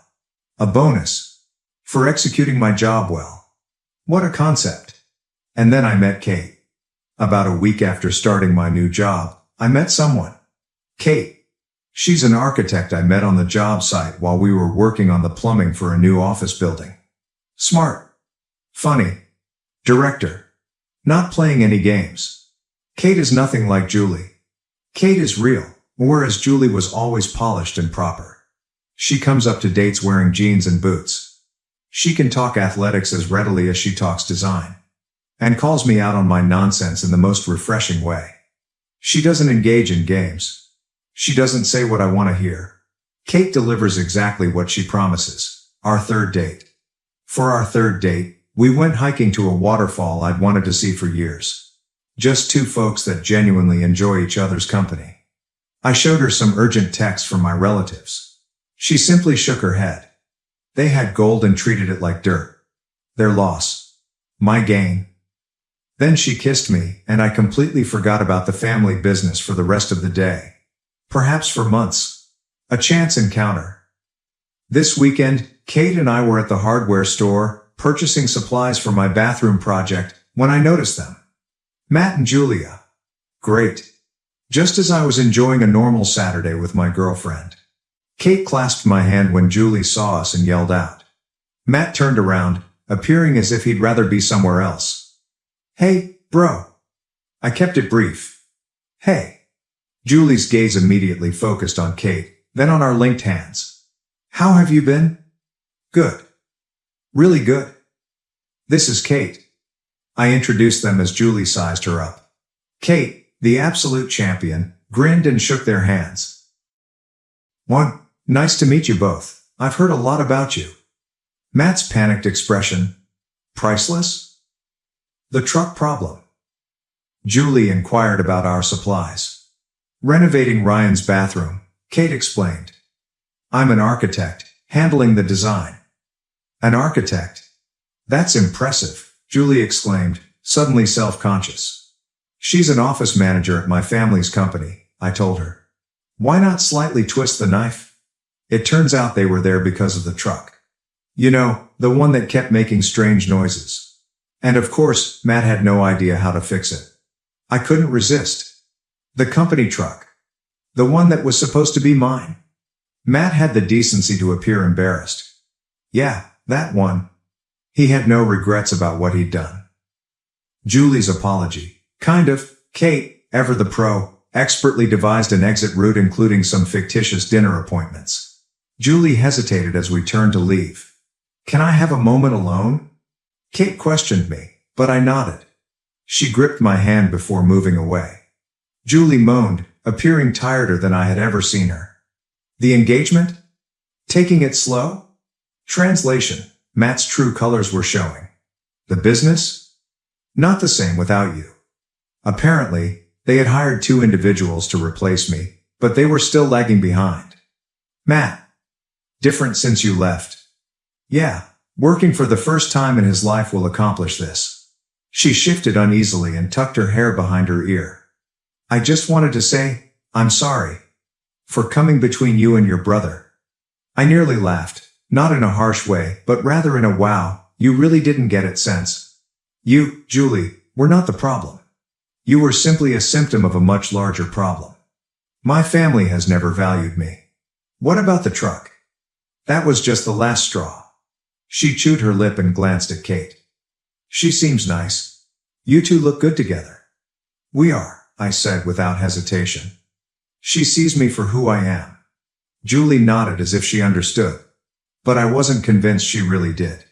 In any case, I was not going to remain around to explain. Mom's final attempt on the way home, my phone rang. Mom. I'm not sure why I answered. She sounded surprised when I picked up. But she recovered fast, jumping right into the guilt trip. They miss me. The business is floundering. Matt is overwhelmed. Sunday dinners aren't complete without me. I let her babble while waiting for the inevitable request. You should come by soon. Maybe we can figure things out. I'm busy every Sunday for the foreseeable future, I told her, maintaining my voice level. Kate smirked as she overheard from the driver's seat. Want me to say I told you so? Or would you prefer to just bask in the schadenfreude? Definitely basking, I replied, smirking. No going back later that night, as we lay twisted on the couch, watching some bizarre true crime documentary, Kate looked at me. Would you ever consider going back to the family business? I didn't even need to think about it. Not even for a second. She grinned, delighted with the response. I'm not sure what will happen with Taylor and Sons Plumbing. Perhaps they can figure it out. Perhaps they will crash and burn. Either way, not my problem. What do I know? Sometimes the best thing you can do is move away from individuals who don't appreciate you. Even if they are family. Especially if they are family. It took me 15 years in a company truck to learn this lesson. Better late than never. My wife hired a trainer to lose weight. Now, she has filed for divorce and started flaunting her new life online, even starting an OnlyFans account. Hello everyone, before we begin today's video, I need your help. We've noticed that the channel is losing traction, and subscribing is one of the best ways you can help us. It's quick, free, and allows us to continue bringing you great content. Your support means everything. Let us keep this channel growing collectively. Thank you very much. Now, let's begin the video. What's up everybody? It's Dave here. Buckle up, because my life recently became a whirlwind. I'm 34, a typical warehouse manager living in Columbus. My life was not glamorous, but it was consistent. I had an excellent career, a great home, and was married to Carla. We had been dating for 5 years, married for 3, and I believed we had a good thing going. Sure, we weren't the romantic pair from TV, but we made it work. Bills were paid, we had date evenings, and the occasional disagreement was simply typical married stuff, or so I thought. Carla decided to embark on a major fitness adventure approximately 6 months ago. It came out of nowhere, but I was already on board. She joined an elite gym downtown that resembled more of a spa than a gym. She hired a personal trainer, Justin, and soon began discussing meal prep, macros, and detox programs. I did not mind. In fact, I encouraged her. Everyone should feel good about themselves, right? Plus, I believed it was simply a phase, similar to her brief knitting passion or her interest in tarot cards. At first, I even pitched in to assist her. I began taking on more of the housework, such as dishes, clothes, and groceries, so she could devote more time to her workouts. I figured that was a way to show her I cared. However, things began to change gradually, and not in a positive way.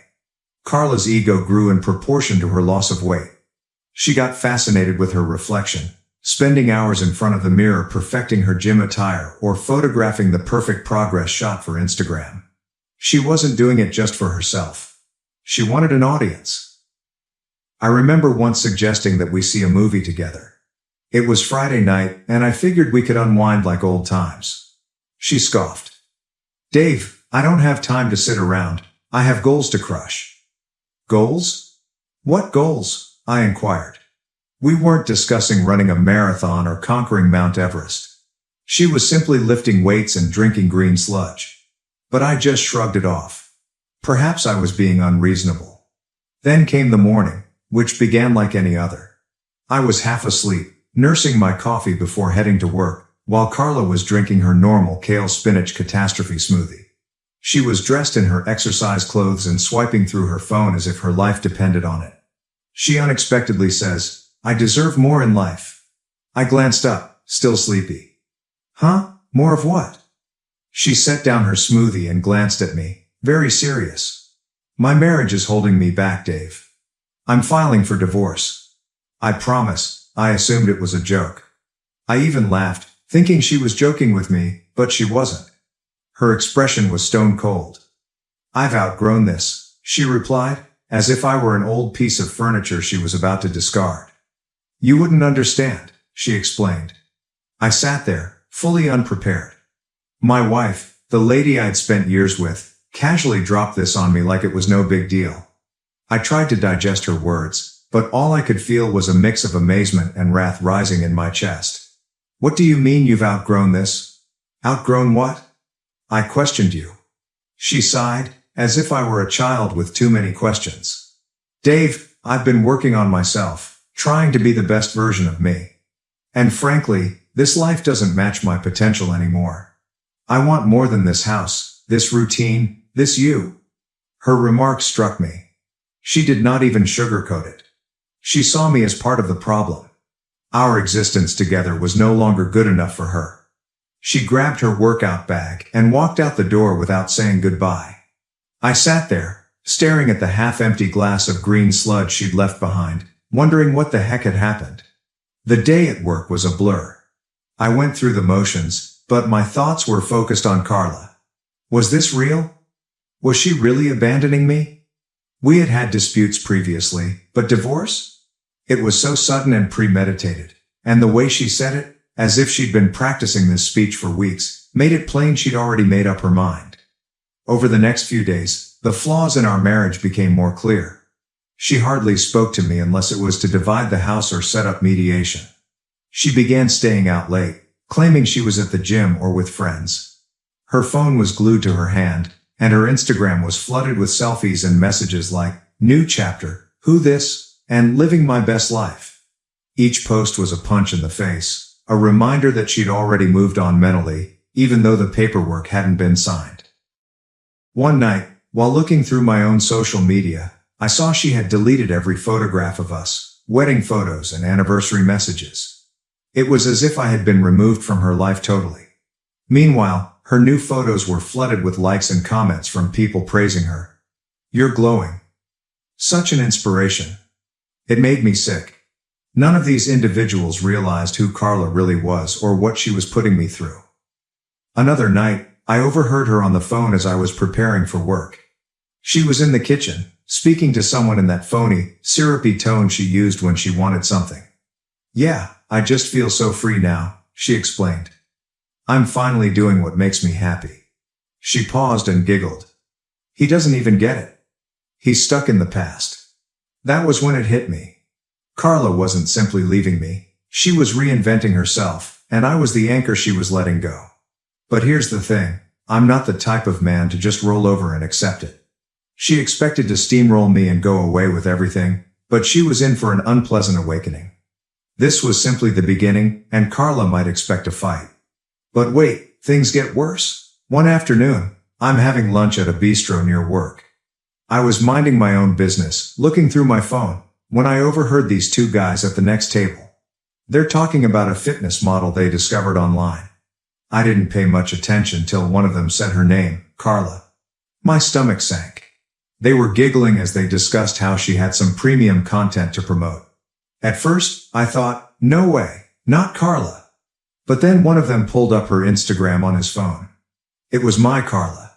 They discussed how she had begun teasing an OnlyFans account by placing links in her bio, such as for the real workouts. My blood boiled. This was not merely a fitness phase. She was turning her newfound freedom into a full-fledged thirst trap for money. When I arrived home, I confronted her. She was seated on the couch, scrolling through her phone as if nothing had occurred. "Carla," I asked, attempting to remain calm. "What the hell is this OnlyFans thing I'm hearing about?" She looked up, unaffected. "It's my body, Dave, my choice, and it's none of your business anymore." I couldn't believe she had the nerve. "None of my business? We're still married. You're out here selling yourself on the internet while I'm trying to hold our lives together." She rolled her eyes, as if I were some ancient relic who didn't get it. "I'm not selling myself. It's content creation. Plenty of people do it. Besides, it's not like you're paying my bills anymore." That's when it struck me. Carla wanted more than just a divorce. She wanted a new life. A life in which she was the star, the main character, and I was simply an extra she had written off. She was neither embarrassed nor remorseful. If anything, she felt proud, as if she had finally discovered her real calling as an internet spectacle. Her actions continued to grow over the next few weeks. She began dressing as if she were auditioning for a reality show, with tight clothes, sky-high heels, and makeup applied like icing. Every time she walked out the door, she appeared to be heading to a red carpet event rather than the grocery store. The titles got worse. "Living My Truth, No More Holding Back." And the one that made me want to toss my phone. "She's not a wife anymore. She's a force of nature." The arrogance. While Carla was out playing superstar, I was left to deal with the consequences, lawyers, paperwork, and so on. Carla, however, was not as untouchable as she had believed. My lawyer, Steve, an absolute gem, had been doing some investigation. It turns out she has been seeing a gold digger, but with a gym membership. I believe you can guess who I'm talking about. Stay tuned, everyone. Things are going to become messy. I will provide an update as soon as possible. Update 1. What's up again, Reddit? It's Dave, your favorite soon-to-be divorced dude, and I have a front row seat to my ex's drama-fueled glow-up disaster. If you've been following along, you know that my wife, Carla, decided she was too good for this life, abandoned me, and has been parading around town like a fitness celebrity. But first, let's talk about Justin, the man who has been fueling this entire catastrophe. Yes, her personal trainer. Really unique, right? The moment I heard his name, I realized it wasn't simply another trainer-client connection. Justin was the type of guy you'd expect to see on a reality dating show. Shredded, spray-tanned, and about the size of a puddle. He was all charisma, biceps, and smirks, as if he had wandered out of a horrible rom-com. Carla was very open about their relationship. One day, she strode into the home after her workout, virtually glowing. "Justin says I'm the strongest I've ever been," she boasted, without looking at me. "Yeah, Carla. I'm sure Justin also told you he's never trained anyone like you before, because that's his script." A few weeks later, she stopped pretending it was just an exercise. She began mentioning his name in everyday conversations.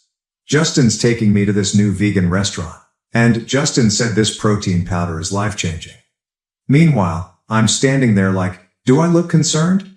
Carla wasn't simply dropping names. She was parading him as if he were the prize. Word spread quickly. Friends began contacting me with sightings of Carla and Justin throughout town. They were holding hands, laughing, and behaving like the Instagram couple of the year. Carla did not even bother to hide it. She came home one night, as brash as ever, and said, "Just so you know, Justin and I are dating now. I think it's time you accepted that." "Oh, I accepted it, all right," I said.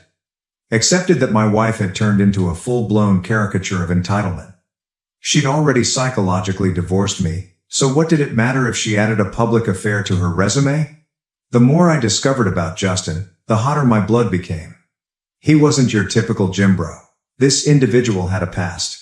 My lawyer, Steve, who deserves a freaking medal at this point, did some research and discovered that Justin had pulled this stunt previously. Twice, actually. He had a pattern. Find a married woman, shower her with compliments and affirmation, and then urge her to leave her spouse. When the dust settled and the money stopped coming, he'd disappear like Houdini. Justin was a professional home wrecker. It was not love, it was a hustle. He pumped these ladies up, made them believe they were invincible, and rode their wave until it was no longer convenient. And Carla? She was the ideal mark. She sought attention and approval, just like a fish craves water. Justin had her wrapped around his finger, and she didn't realize it. The worst part was his smug attitude about it. I heard from mutual acquaintances that Justin was already discussing their major plans. He reportedly told someone, "Once the divorce is finalized, Carla and I are going to build an empire." Empire? Dude, you are a trainer, not a tech mogul. But, certainly, dream big. Justin was banking not just on Carla's money, but also on mine. Carla demanded half of my funds, spousal support, and even tried to take the house. She imagined she could stroll into court, play the victim, and walk out with a golden ticket to her and Justin's new life. Little did she know, my lawyer had receipts, and I wasn't going to give up. Let me paint a picture of Carla and Justin as a couple. Imagine a guy who only owns tank shirts standing next to a lady who suddenly believes she is a Kardashian. They were all over social media, posing in front of nice cars, not their own, and tagging themselves at costly restaurants. I'm guessing Carla was paying the tab.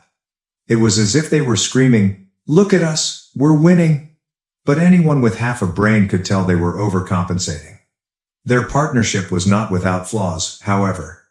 Justin's over-the-top personality began to conflict with Carla's developing diva mentality. One night, I heard Mom on the phone in the kitchen, shouting with someone. "I don't care what your exes said about you, Justin. You're with me now, and I deserve better than your baggage." I didn't catch the rest, but it was enough to convince me that their little fantasy wasn't as flawless as they wanted everyone to believe. As much as it irritated me, there was something strangely fulfilling about seeing Carla go all in on Justin. She'd put everything on this guy, believing he was the key to a better life, and it was only a matter of time before the house of cards collapsed. My lawyer and I were making certain of that. Carla's confidence dipped after mediation. She entered the room acting like Beyoncé and exited looking like a deer in headlights. It was beautiful. Justin, her ever-loyal hype guy, did not even attempt to console her. He simply sulked behind her, scrolling through his phone. That was my first indication that their small empire was not as strong as Carla had led everyone to believe. But let's go back a little bit. Mediation was not only a setback for Carla, it was a calamity. She expected to come in, cry a little, and go with the house, half my savings, and spousal support. Carla's counsel portrayed her as an underappreciated wife who gave up all for my mediocre goals. Do you have mediocre dreams? I'd been working my ass off at this warehouse job for years. Steve, my lawyer, was prepared. He provided spreadsheets, screenshots, and even credit card stubs to back up my claims. Carla had been depleting our joint account for months before she filed for divorce. We're talking luxury spa days, expensive outfits, and $200 dinners while I'm eating leftovers and attempting to find out what went wrong. Steve made sure the court saw every dime she squandered. Then came Justin's skeletons, his previous romances, his habit of sweet-talking married women, and how he always bailed when the money didn't flow as planned.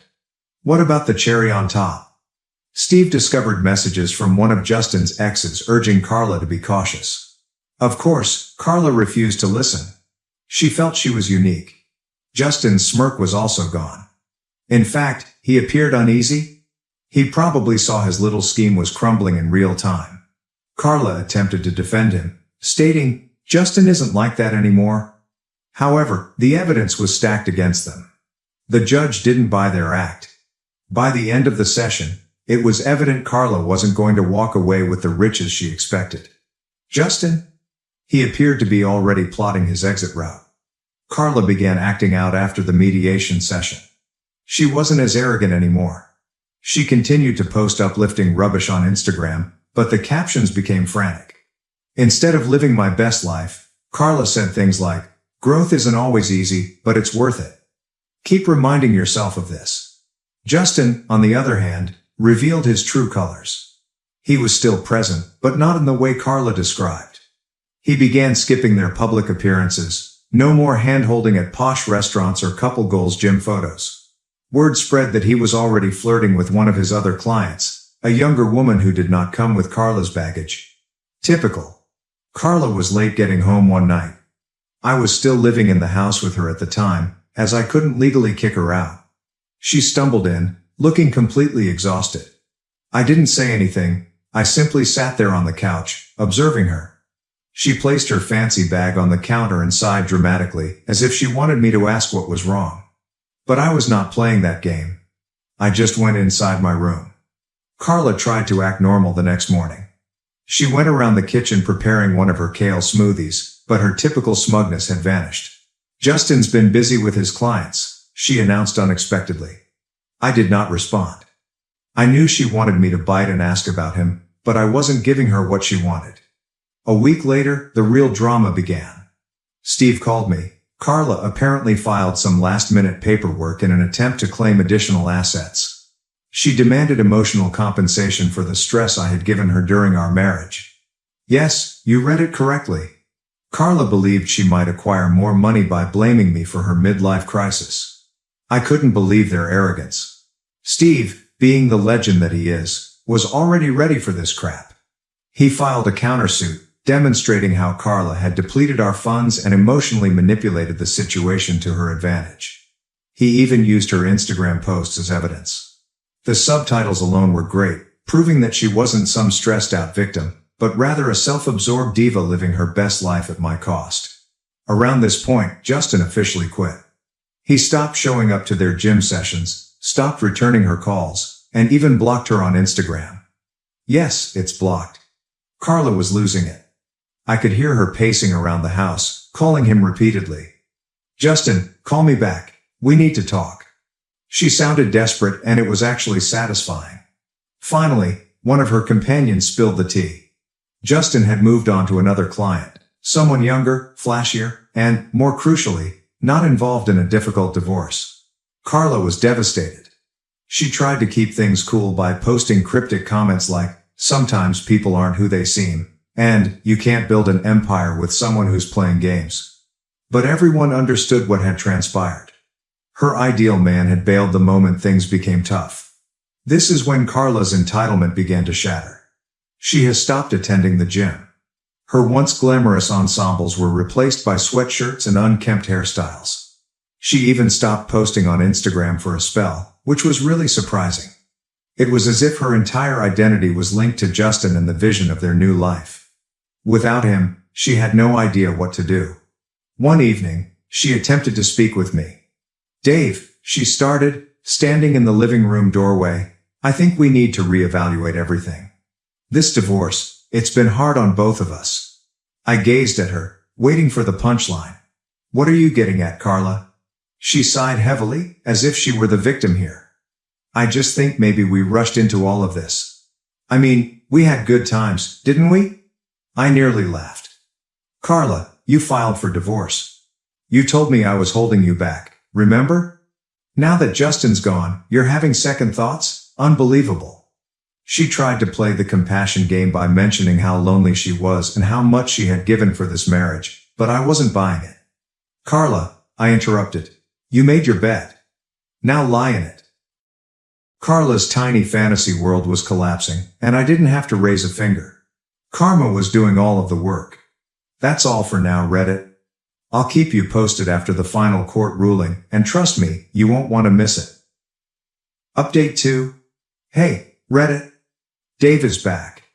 You've stayed with me this long, so prepare for the grand slam of this whole disaster. If you've been following along, Carla, my ex-wife, believed she could go to court, take everything, and begin her new life with Justin, her personal trainer. But karma came calling, and we're now in the home stretch. Let me explain how the courtroom drama unfolded and why Carla probably wishes she hadn't gone in there. Court day eventually arrived. Carla stepped in, but not with the usual diva strut I'd come to expect. No fancy blazer, no cocky grin, just her and her lawyer, marching into detention with the confidence of 2 children. She must have realized things weren't going to go her way. The energy was off, and I honestly enjoyed every moment of it. On the other side, I was with my lawyer, Steve. He arrived prepared, carrying a thick binder that could have served as a doorstop. I was not nervous at this time. I had nothing to lose. Carla had already thrown all of her punches, and I was still standing. Today was about ensuring that I not only survived, but also won. Carla's lawyer began by presenting her emotional compensation claim, which I mentioned earlier, portraying a picture of Carla as a patient wife who had been emotionally exhausted by my lack of support for her personal development. Apparently, my failure to support her fitness journey, also known as her affair with Justin, was a sort of neglect. Steve, my lawyer, let her lawyer speak for a long, enabling them to dig their own hole. Then it was our turn. Steve began by meticulously demolishing their argument. He demonstrated that I had not only supported Carla, but had gone above and above on her so-called fitness journey. He provided evidence that I had taken over home tasks, modified my work schedule, and even pushed her to pursue her ambitions. He read aloud text conversations in which I offered to make her healthy meals, encouraged her gym sessions, and even suggested we join couples fitness classes to deepen our bond. Then Steve dropped the bombshell. Carla's emotional compensation claim was not only unfounded, it was a clear attempt to conceal her own emotional carelessness. He showed emails and texts in which Carla openly mocked me to her friends, calling me dull and deadweight. He also had screenshots of her gushing about Justin and referring to me as her backup plan. The final nail in Carla's coffin came when Steve addressed the financial side of her claim. He showed us our bank statements, revealing how Carla had diverted thousands of dollars from our joint account to fund her lavish lifestyle. Carla's lawyer attempted to argue, but Steve refused to give up. He disclosed the ultimate piece of evidence, Carla's journal entry, which Steve had subpoenaed. Carla had written about her master plan to leave me, get whatever she could out of this marriage, and use the settlement money to start a new life with Justin. When the judge read that, his expression was one of complete amazement. The courtroom was dead silent as the judge flipped through the documents, his stern look becoming more intense with each page. Carla sat next to her lawyer, looking agitated, her polished nails nervously pounding on the table. Her confidence, which she had displayed so brazenly during mediation, had vanished into thin air. I sat across from her with my lawyer, Steve, feeling a mixture of expectation and joy. This was it. The moment Carla's tale would crumble. The judge began by considering Carla's emotional compensation claim. Mrs. Patterson, he continued, his voice steady yet forceful. Your request for emotional compensation lacks any substantive evidence. He stopped, allowing the words to sink in before continuing. While emotional anguish is a relevant component in some situations, this court expects concrete and demonstrative evidence. Your claims are based on subjective sentiments rather than facts. He focused his attention on Steve's counter-arguments. He detailed phone conversations, bank accounts, and Instagram posts that depicted a far different picture than Carla and her lawyer had attempted to present. Mr. Patterson, the judge continued, speaking to me for the first time. You've shown a clear and consistent pattern of support for your wife throughout the marriage. The evidence presented indicates no signs of emotional maltreatment. In reality, it indicates the reverse. You went above and beyond to meet her requirements and expectations. Carla's lawyer attempted to interject, but stumbled over an objection that the evidence was taken out of context. The judge silenced him with a raised hand. The context is clear, counselor. Let him move on. The judge next went to the financial element of the issue. He painstakingly examined the evidence Steve had supplied. Mrs. Patterson, the magistrate said in a stern voice, you withdrew over $223,000 from your joint accounts in the period leading up to this divorce filing. These funds were not used for household expenses or shared needs. Instead, they were spent on luxury items, high-end dining, and personal indulgences. The court finds this behavior irresponsible and in direct violation of your marital financial obligations. Carla shivered in her seat, her face flushed deeply crimson. Her counsel attempted to downplay the expenditure, stating that it was part of her coping technique during a tough period. The judge wasn't impressed. Coping mechanisms do not justify financial recklessness, he stated emphatically. Then I came home. Carla had boldly asserted her right to half of it, stating she had contributed emotionally, if not financially, to its upkeep. Steve was prepared for this. He presented paperwork proving that I had paid the mortgage in full, maintained the property, and even handled renovations, all while Carla contributed nothing. The judge did not mince words. The house will remain the property of Mr. Patterson, his announcement stated. Mrs. Patterson, you have no financial claim to it based on the evidence presented. Carla's jaw dropped. Her lawyer whispered something into her ear, but she waved him away, too astonished to answer. The judge was not done. Furthermore, he went on. Due to the unauthorized use of marital funds, Mrs. Patterson is ordered to reimburse Mr. Patterson in the amount of $23,750. You could have heard a pin drop. Carla's lawyer sagged in his chair, clearly defeated. Carla appeared to have lost her breath. Her carefully constructed narrative had fallen spectacularly, leaving her with only the repercussions of her actions. The decision was final, no appeals or loopholes. The judge closed his folder and announced, "This court is adjourned." I relaxed back in my chair, a sense of relief sweeping over me. Justice had been served, and I felt free to breathe for the first time in months. The anxiety in the air as we left the courtroom was apparent. Carla's lawyer was already packing his suitcase and avoiding eye contact with everyone. Carla walked following him, her head lowered. For someone who had entered this process with the confidence of a reality TV star, she suddenly appeared completely defeated. Steve rubbed my back as we walked out. We did it, he added with a slight smile. I nodded, appreciating his work. He had not only supported me, but also revealed the truth about Carla's manipulating ways. As I left the courthouse, I couldn't help but look back at Carla. She remained standing there, staring blankly at the floor. For a fleeting moment, I felt a twinge of sympathy, but it immediately disappeared. She had caused this pandemonium, and now she had to face the repercussions.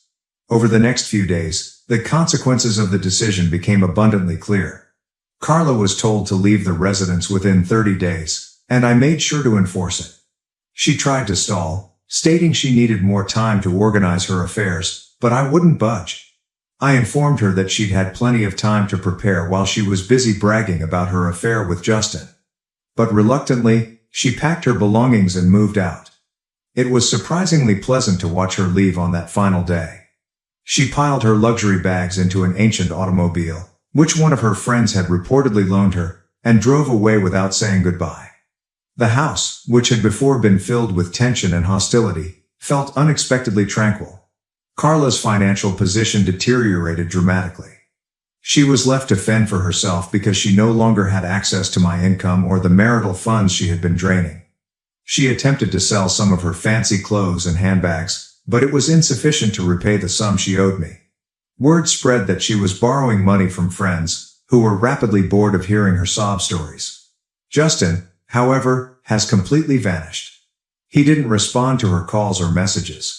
Carla unexpectedly arrived at the residence one night, roughly 2 weeks after the verdict. I opened the door to see her standing there, her once perfect beauty replaced by unkempt hair and haggard eyes. She looked like she hadn't slept for days. "Dave," she replied gently, her voice cracking. "Can we talk?" I stepped outside and closed the door behind me. "What do you want, Carla?" I inquired. She hesitated and wrung her hands. I wanted to say I'm sorry for everything. I made mistakes, big ones. I let Justin manipulate me. I got caught up in this fantasy, and I ruined everything. Her comments seemed scripted, but the despair in her eyes was genuine. She didn't come to apologize out of true remorse. She was here because she had no other options. "I don't know what you expect me to say," I said, my tone calm but forceful. "You made your choices. You chose Justin. You chose to try and take everything from me, and now you're dealing with the fallout." Tears welled in her eyes. "I just can't. We at least be civil? Maybe start over?" "I have nothing, Dave. I'm lost." I looked at her for a time, feeling nothing but resolve. "Carla, I gave you everything. My support, my trust, my love, and you threw it all away. You don't get to come back now and ask for a second chance. That's not how this works." She fell down sobbing on my porch, but I didn't move. After a time, I returned inside and shut the door, leaving her alone with her regrets. Since then, I've moved on. Carla, according to what I've heard, is still battling to get back on her feet. She's destroyed bridges, lost friends, and is now facing the consequences of her own actions. Sometimes karma doesn't just knock. It kicks down the door. Carla was left with only the repercussions of her deeds. I raised my wife's children as my own, but when they disrespected me, I stopped providing and left.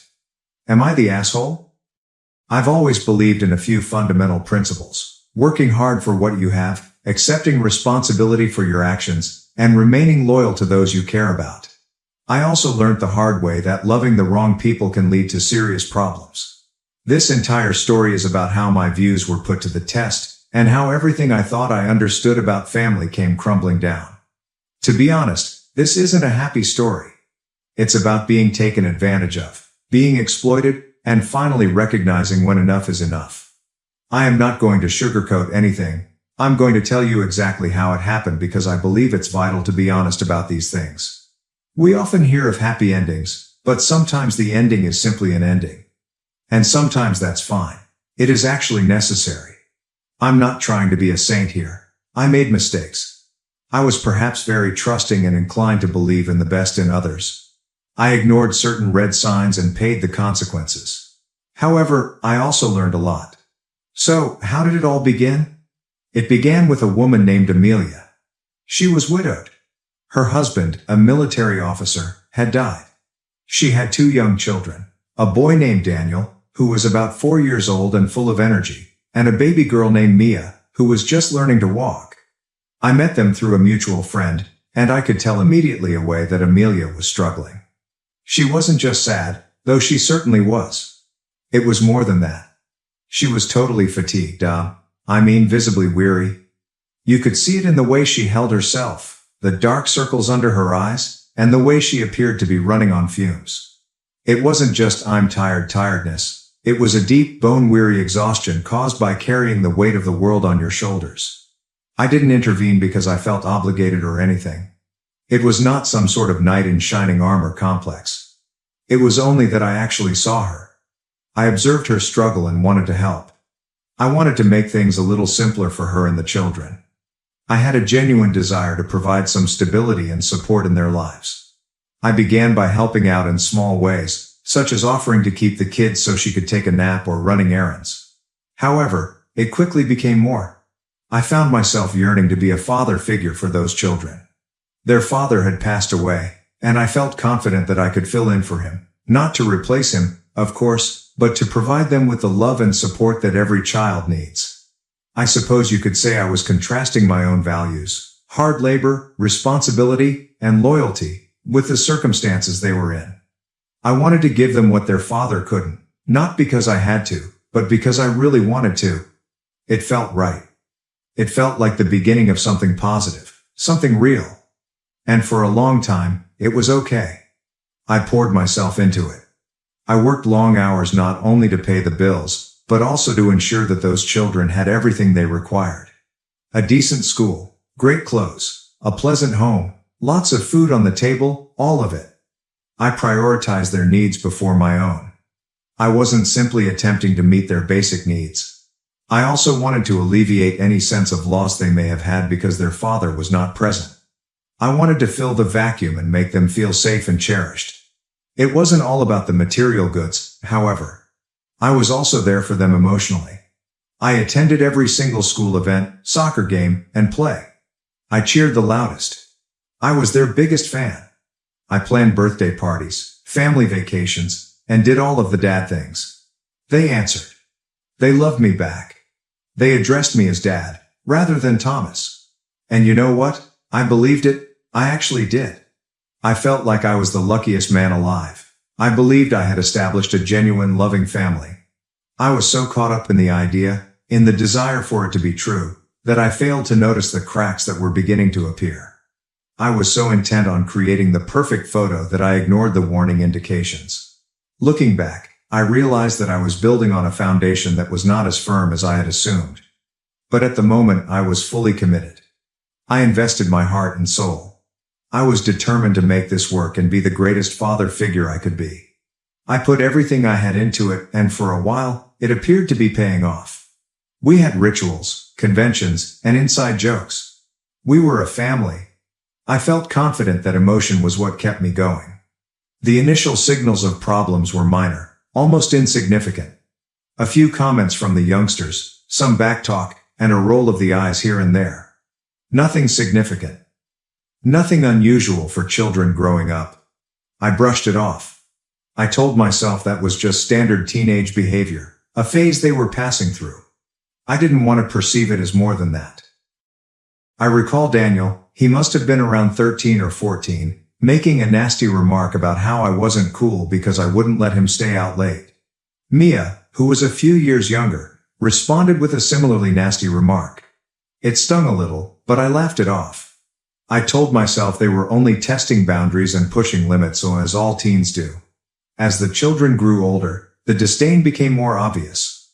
By the age of 17, Daniel had become a full-fledged teenager. He began ignoring curfews, dismissing any advice I offered, and generally acting as if he was entitled to do whatever he wanted.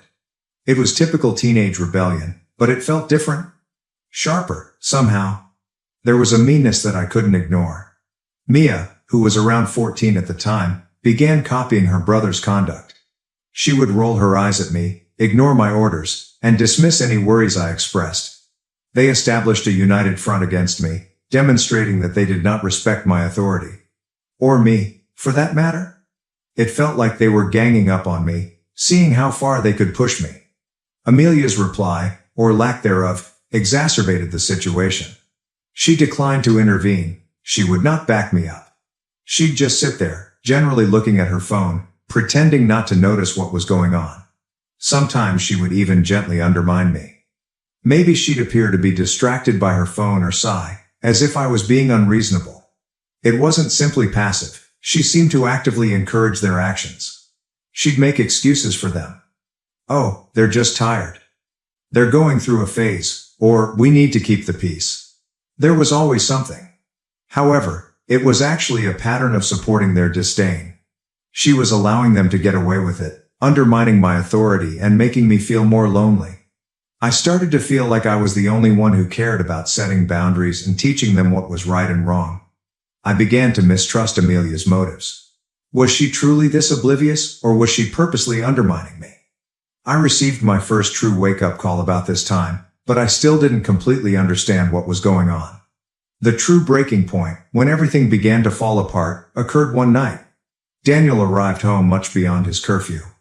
I'm talking hours later, and he hadn't called, texted, or anything. I was scared sick, of course, but when he eventually walked in, he acted as if it was nothing. I asked him calmly where he had been, just a simple question to ensure accountability. He did not even look at me. He simply stated, "Relax, I'm not a kid." That was it. There was no apology or explanation, just a flippant brush-off. And then he shouted, "You're not my real dad. Stop acting like you own me."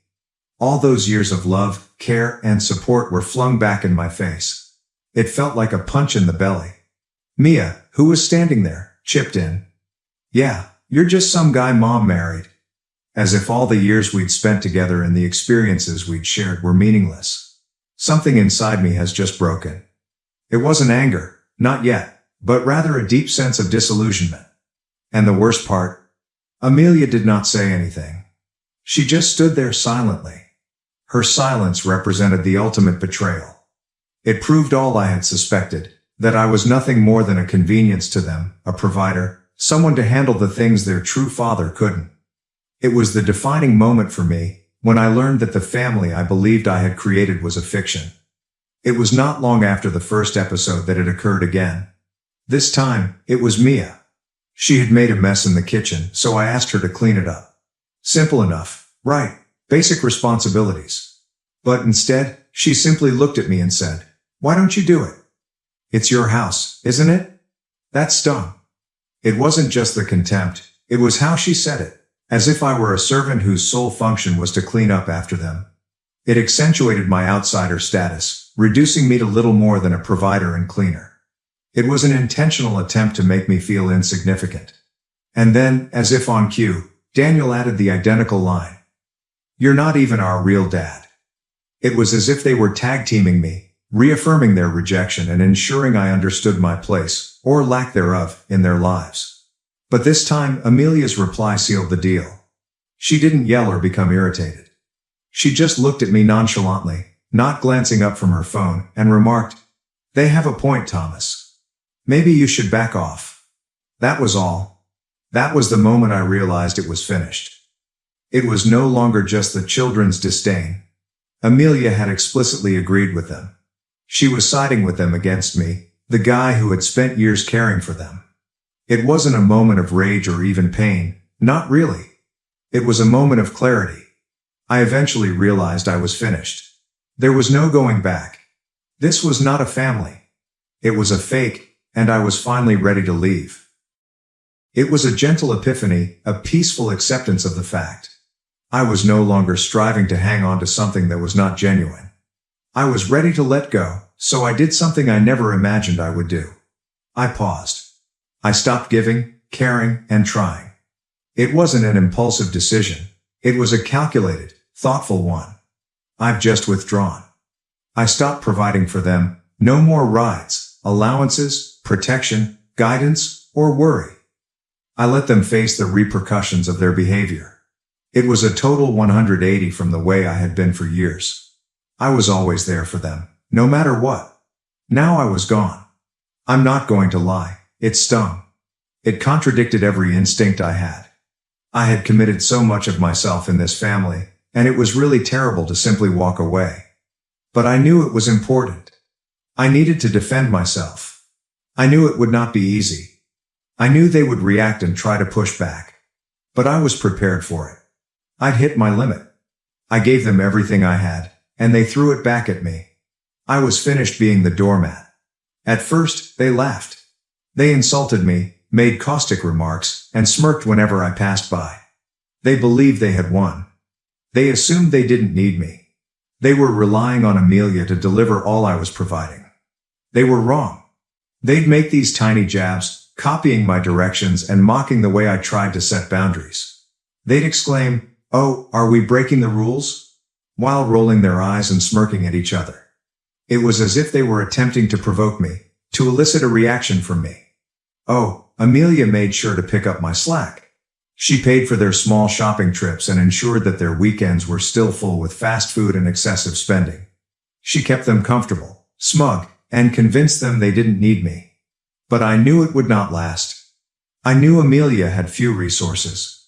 She did not have the same salary as I did. She couldn't keep up that kind of spending indefinitely. So I stayed quiet. I let them have fun. I let them think they could get away with it. I knew the reality check was coming. I didn't participate. I did not argue. I did not react. I simply observed calmly, waiting for the inevitable. It was a strange kind of patience, formed by the conviction that I was correct. I knew their confidence was based on a flimsy foundation that would soon disintegrate. I simply had to wait it out. It was a waiting game. Then, gradually but certainly, things began to alter. Shopping outings became less regular. Fast food trips became fewer and farther between. New garments have ceased emerging. Small changes at first, but visible. Then more problems began to surface. School expenses became an issue.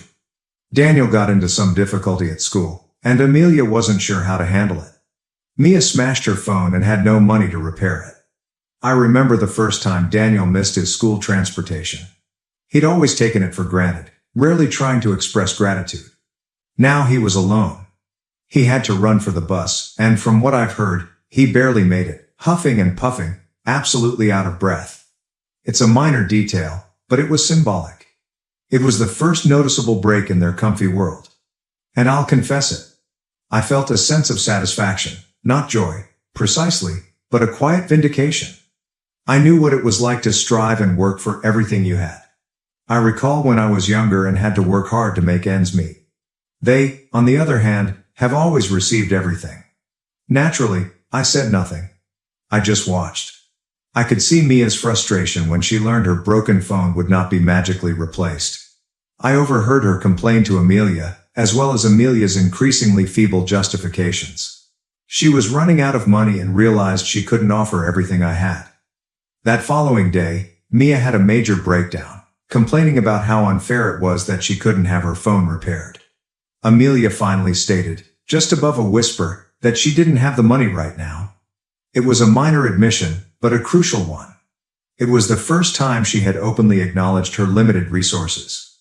It was the beginning of the end for their denial. The truth of their situation began to seep in. They were beginning to realize that their privileged existence was dependent on me, the person they had so easily discarded and despised. The free ride was ended, and they were beginning to feel the bumps in the road. It was a brutal but necessary awakening. My absence was making itself felt. Not long after the phone incident, Amelia confronted me. Of course, she was upset. She accused me of being childish and disregarding my obligations. That word, responsibilities, stayed with me. It indicated how she saw me, not as a partner, not as a father figure, but as someone with commitments to meet, a provider, a walking ATM.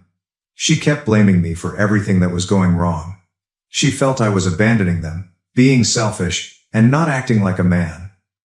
She tried to make me feel guilty, as if I were the terrible guy. It was all a projection, of course. She was projecting her own failings onto me. I let her rant.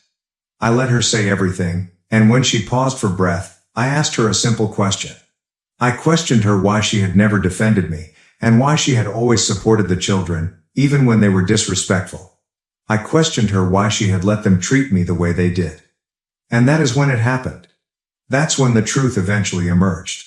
She sneered, and I mean sneered, and said, "Because I agree with them, Thomas. You were never really their father." It felt like a slap in the face, but it also confirmed everything I had assumed. But it did not end there. She went further. She actually stated that she had warned the kids not to let me manage them. "I told them not to let you control them," she claimed. "I raised them alone before you, and I can do it again." That was the real kicker. It was not simply passive passivity. It was deliberate long-term undermining. She had intentionally promoted their disdain and poisoned their minds against me. Daniel and Mia were standing in the corridor, arms crossed, with smug expressions on their faces. It seemed like they were enjoying the show. At that point, I thought, this is it. This is who they really are. Not the sweet, innocent children I had tried to love and care for, but spoiled, entitled brats, enabled by their manipulative mother. Despite the hurt and betrayal, I felt relieved. It was over. The charade was over. I had an answer. There was no ambiguity and no space for doubt. I knew without a doubt that I had made the right decision by walking away. The reality was unpleasant, but also liberating. I was finally free. But things worsened before they improved. Amelia's rage, combined with their own sense of entitlement, drove the kids to act out even more. It began with tiny things. My personal possessions would disappear. Then some crucial work files vanished from my computer. I began to suspect they were teasing me, but I had no proof. The situation then escalated. One morning, I discovered my car had been keyed, a long, deep mark along the side. That's when I realized I needed to do something. I discreetly installed security cameras inside and outside the home. I didn't tell anyone, including Amelia.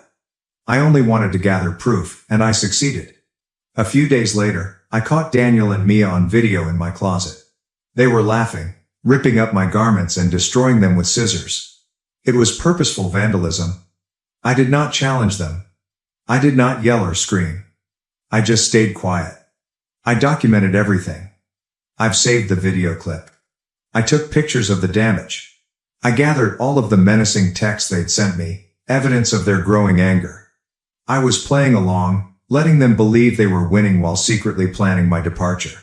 I realized I had to defend myself, not just emotionally, but legally. I knew things were going to get bad, so I wanted to be prepared. I was preparing my case, accumulating the ammunition I'd need to fight back if necessary. It was a sad and pathetic scenario, but I was resolved to handle it with as much respect and calm as I could. I was not going to come down to their level. I was going to be smart, strategic, and quiet. The next step was to see a lawyer. I described the problem and showed him all of the proof I had obtained. He listened quietly, nodding occasionally, and when I finished, he told me I had a solid case. We discussed divorce, and he even offered a restraining order due to the children's growing animosity. I also filed a police report regarding the property damage. It felt strange to report my stepchildren to the police, but I knew it was necessary. I needed to keep an official record of their actions to protect myself from any accusations or legal challenges. It was another step in the process of breaking relationships and freeing myself from this toxic environment. Then, one afternoon, while Amelia and the children were gone, I packed a bag. I didn't take much, just the necessities, the things that were most important to me. I left everything else behind, including the furniture, appliances, and material possessions I had accumulated over the years. They weren't important. What was crucial was my freedom and peace of mind. I left an envelope on the kitchen countertop. The divorce papers were inside, along with copies of all supporting documentation, such as the police report, images of the damage, and screenshots of the threatening texts. It was a formal act of separation. There was no going back. I went out of the house and did not look back. I got into my car, the one with the long scrape on the side, and drove away. I didn't have a plan, really. I just knew I needed to get out of the toxic environment I was living in. The last phase was financial. I stopped all joint accounts and denied Amelia access to my assets. It was a harsh move, I admit, but it was necessary. I had to limit her capacity to continue enabling the children's entitled behavior. I needed to make it apparent that the gravy train had halted. It was the final cut of ties, the ultimate act of departure. It was over. Amelia reacted as one could have imagined. She contacted me several times, leaving furious voicemails accusing me of being a coward, abandoning them, and being a bad person. She claimed she could live without me, that she didn't want my money, and that she would be better off without me. It was just bluster, of course. She was in denial and refused to acknowledge the reality of the situation. I did not return her calls. I did not react to her texts. I've just blocked her number. I declined to engage in additional dispute. I had spoken my piece. I'd taken my stand, and I was finished. I needed to focus on my own well-being and create a new life for myself. Then the children began messaging me. At first, they sent the same careless, arrogant messages they had always sent, but the tone gradually shifted. They began to sound apprehensive and even sorry. They apologized for their actions, admitting that things were challenging, and that they were struggling without my help. Finally, I got a message from Mia, the younger one. It was only 3 words. I miss you. It was a big change, but it was too late. The damage was done. The trust was broken. I couldn't return, even if I wanted to. I stayed mute. I did not respond. I recognized their regret, but I remained solid in my decision. I'd learned a harsh lesson and was determined not to make the same mistakes again. I gave them everything I had, and they threw it back at me. I was finished. My silence was my response. It was my way of saying, you made your choice, and now you have to live with the consequences. So, that is my story. It's not pretty, but it's genuine, and it taught me some essential things. The most important rule is to never allow others to take you for granted. Never beg for respect. Never waste your energy on individuals who do not appreciate you. And if you feel used or insulted, move away. Do not hesitate. Do not look back. It's a difficult lesson to learn and even more difficult to apply, but it's necessary for your own well-being and self-respect. You deserve to be treated with kindness, respect, and love. And if you don't get it, you have the right or obligation to walk away. Some individuals only recognize your worth after you're gone, and by then, it's too late. It's a terrible truth, but it is nonetheless a truth. Do not wait for them to recognize your worth. Know your worth and act appropriately. It is not about selfishness. It is about self-awareness. It is about protecting your heart, mind, and soul. Thank you for reading. I hope my story can help someone out there who is going through something similar. Remember that you are not alone, and you deserve to be happy. Do not let anyone tell you otherwise.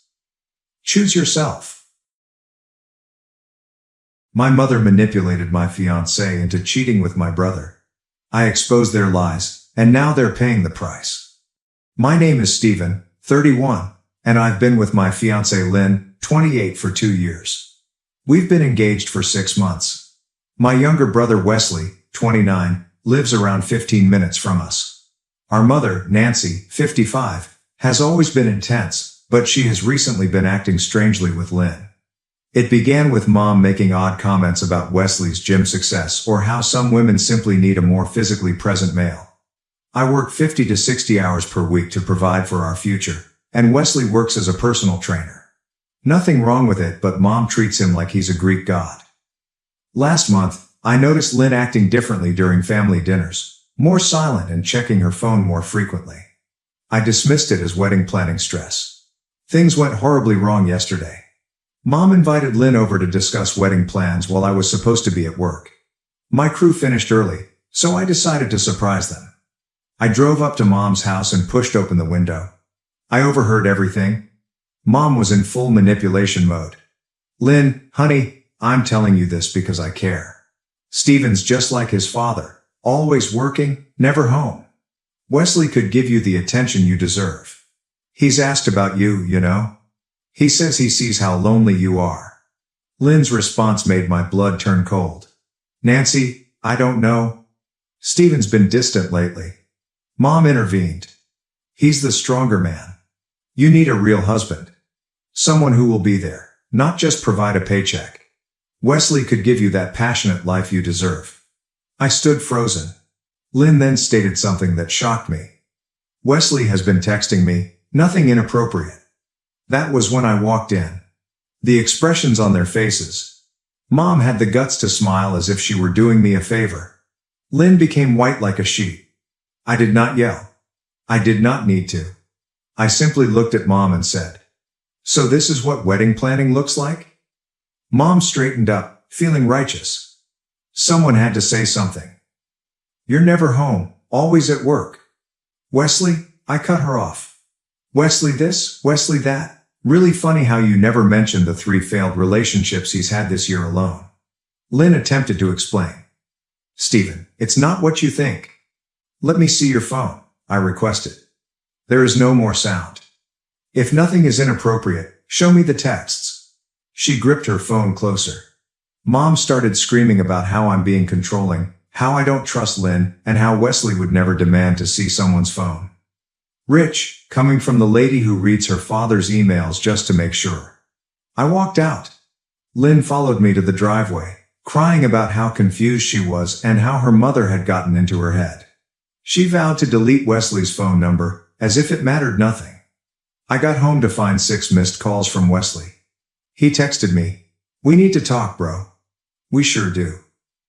Mom has been blowing up my phone all day. Obviously, being paranoid is costing me a nice woman. Dad also called, attempting to maintain the status quo as usual. You know how your mother gets, son? She means well. Means well? She is actively attempting to set up my brother with my fiancé, and Lynn is sleeping in the guest room, claiming she wants space to ponder. Funny how that works. What is the worst part? My friend Patrick informed me that Wesley had been turning up at the coffee shop near Lynn's employment for weeks, coincidentally during her lunch hour. Very subtle, bro. I'm not playing their games. I'm not going to sit around waiting for any more innocent texts or coffee shop coincidences. I just received a missed call from Mom, which was most likely another lecture about how Wesley always made time for family or something. I'm going to sleep on the couch tonight. Tomorrow's going to be fascinating. Edit. Holy cow, this blew out. Thank you for your support. To answer some typical questions. Yes, we are in couples counseling. No, I didn't know about the texts until yesterday. Wesley is still blowing up my phone. I left him on red. Some of you consider this a hoax because no mother would do this. You're lucky to have normal parents. Lynn texted me that she'll be staying at her sister's apartment until things quiet down. Yes, it will help. Mom has already called twice this morning. Have not responded? I'll provide an update once I've determined my next course of action. Right now, I need a drink and some sleep. Update 1. First and foremost, I'd like to thank everyone who supported my last post. I wish I had better news, but everything happened precisely as some of you expected. Sorry for the lengthy post, but I needed to get everything off my chest. Quick recap. I'm 31 and I noticed my mother, Nancy, 55, acting strangely around my fiancé, Lynn, 28, and making jokes about my brother, Wesley, 29, being more of a man than me. You warned me, and I should have listened sooner. The last 3 weeks have been horrible. Lynn began going out more, claiming girls' evenings every Thursday and occasionally Saturdays. I didn't think much of it until I realized she came home smelling like Wesley's terrible fragrance. You know the type, the one that every wannabe Instagram fitness dude uses. Last Thursday, she stated that she was going to see her friend Amber for cocktails. Something felt odd. She was dressed differently than usual and had been texting all day with a strange smile. I decided to drive past Wesley's apartment complex on my way to meet Patrick for our weekly Thursday gaming session. Call it intuition or anything, but her car was right there in the visiting area. I waited in my truck for about 20 minutes, feeling my blood pressure rising with every minute. Then I noticed them through his ground floor window. They sat on his couch, her head on his shoulder, watching something on his laptop. My own brother and my fiancé, looking as comfortable as can be. I am not proud of what happened next, but I am also not regretful. I marched straight up and knocked on his door. The look on their faces as they opened it, Wesley in his dumb compression shirt, Lynn in the things I got her for her birthday. I'll never forget this. How long, is all I asked? Lynn began crying, but not the guilty type, but the I got caught kind. Wesley attempted to walk between us, inflating his chest like he often does. Bro, we need to talk about this like adults. I cut him off. How long? 2 months, Lynn muttered. It just happened. You're always working late, and Wesley understands me better. I laughed. Actually, I laughed. Understand you better? The guy who still lives in a rented studio apartment at 29? The one who sells overpriced protein powder to college kids? That's when everything started to go wrong. Wesley tried to throw a punch. He was always a hothead. I grabbed his arm and shoved him back into his flat. Really, you, my fiancé, and then try to hit me? Real classy, bro. I called our mother right there on speakerphone. Do you want to know what she said? She genuinely chuckled and said, "Well, honey, I tried to tell you. Wesley's always been the stronger one. Lynn needs a real man, not someone who's going to bore her to death." Within a few hours, the family group chat had exploded. Wesley played the victim, alleging I threatened him. I did not. Lynn used the butterfly emoji to accompany a hazy Instagram tale about following your heart. My mother began calling everyone, weaving her version of events in which I was the evil person who drove Lynn away due to my workaholic tendencies. Dad is staying out of it, which is typical. My sister texted that she is appalled with all of them. The extended family is divided. Half believes I should man up and fight for my relationship with my unfaithful fiancé, while the other half has some sense. Lynn moved out yesterday, while I was at work. She took everything I ever gave her, as well as other things she didn't own. She left her ring on the kitchen counter with the remark, "I never meant to hurt you." Classic. The kicker? Mom organized a family supper tonight. Guess who arrived together? Yes, Wesley and Lynn are holding hands like teenagers. Mom looked so proud. You'd think she had planned a royal wedding. I didn't go, of course. I sat at home, looking for all the indications I'd missed, the unexpected gym sessions, the new clothes, the way she'd turn her phone away when texting Wesley, showing up at family occasions he typically avoided, and Mom's frequent comparisons. Here's the thing, I'm not sad. I am not even angry anymore. I'm just finished. I'm over Wesley's phony alpha guy act. I'm done with Lynn's victim routine. I'm done with Mom's manipulation. They think I'll just take it and show up at Christmas as if nothing happened. They have no idea what is coming. TLDR. I caught my fiancé with my brother. Mother practically arranged the whole thing. They're now playing the happy couple while portraying me as the bad guy, but I'm not taking it lying down. Edit. Many thanks for the prizes and messages. To everyone who has asked, yes, I have already spoken with a lawyer about what Lynn took, and no, I am not going to try to work it out as some of you advised. Some bridges need to be burned. Edit 2. Stop DMing me and asking for Wesley's Instagram. I understand you want to disgrace him, but I'm doing it my way. Update 2. It's been 3 weeks since my previous update, and holy, everything just went horribly wrong. Remember how Wesley and my mother used to gloat about how I'd ultimately come around and accept things as they are? Yeah, karma is a bitch, and I am her favorite wingman right now. First and foremost, thank you for all of your supportive direct messages. You guys kept me focused when I wanted to drink myself stupid. Special thanks to the person who advised that I look into Wesley's business methods. You were onto something there. So, remember how Wesley was constantly bragging about his personal training business? It turns out Mr. Perfect was not exactly following the rules. All those protein supplements he sold to his customers, he was getting them from a shady supplier and repackaging them in his garage. I may have provided an anonymous tip to the fitness certification board regarding his unlicensed practice. Whoops! What is the best part? He was conducting his business using Venmo and Cash App without reporting anything. That type of information tends to pique the curiosity of tax officials. I didn't even have to do anything illegal. I simply forwarded some of his social media postings where he was literally bragging about his cash-only dealings to the appropriate individuals. My mother, Nancy, was not pleased when Wesley's certification was suspended. She came to my flat last Tuesday, yelling about how I was killing the family. I just stood there sipping my coffee as she was having a meltdown in the hallway. My neighbor even filmed it. Thank you, Mrs. Johnson. TikTok truly took off. You're just jealous because Wesley's a real man, she yelled. I just chuckled and added, real men pay their taxes, Mom. The expression on her face was amazing. But this is where things get better. Remember how my mother was always the top real estate agent in our area? It turns out she's been cutting corners too. Nothing huge, but enough that when someone, certainly not me, began investigating her business operations, things became intriguing. What about those fantastic reviews she was always bragging about? Half of them vanished after being identified as suspicious. Lynn is beginning to detect flaws in her beautiful new man. Wesley had to cancel their weekend excursion since he could no longer afford it. She tried to contact me through Patrick last week, stating she misses our conversations. Yes, right. Patrick told her that I was too preoccupied with my new promotion to care about her drama. Oh, did I mention I was promoted? It turns out that channeling your anger into work rather than drinking produces positive results. The rise is good, but the timing is even better. Wesley is having to move back in with our parents because he can no longer afford his apartment. The family is now separated. Half of them are not speaking to me, which is good because I didn't like those cousins in the first place.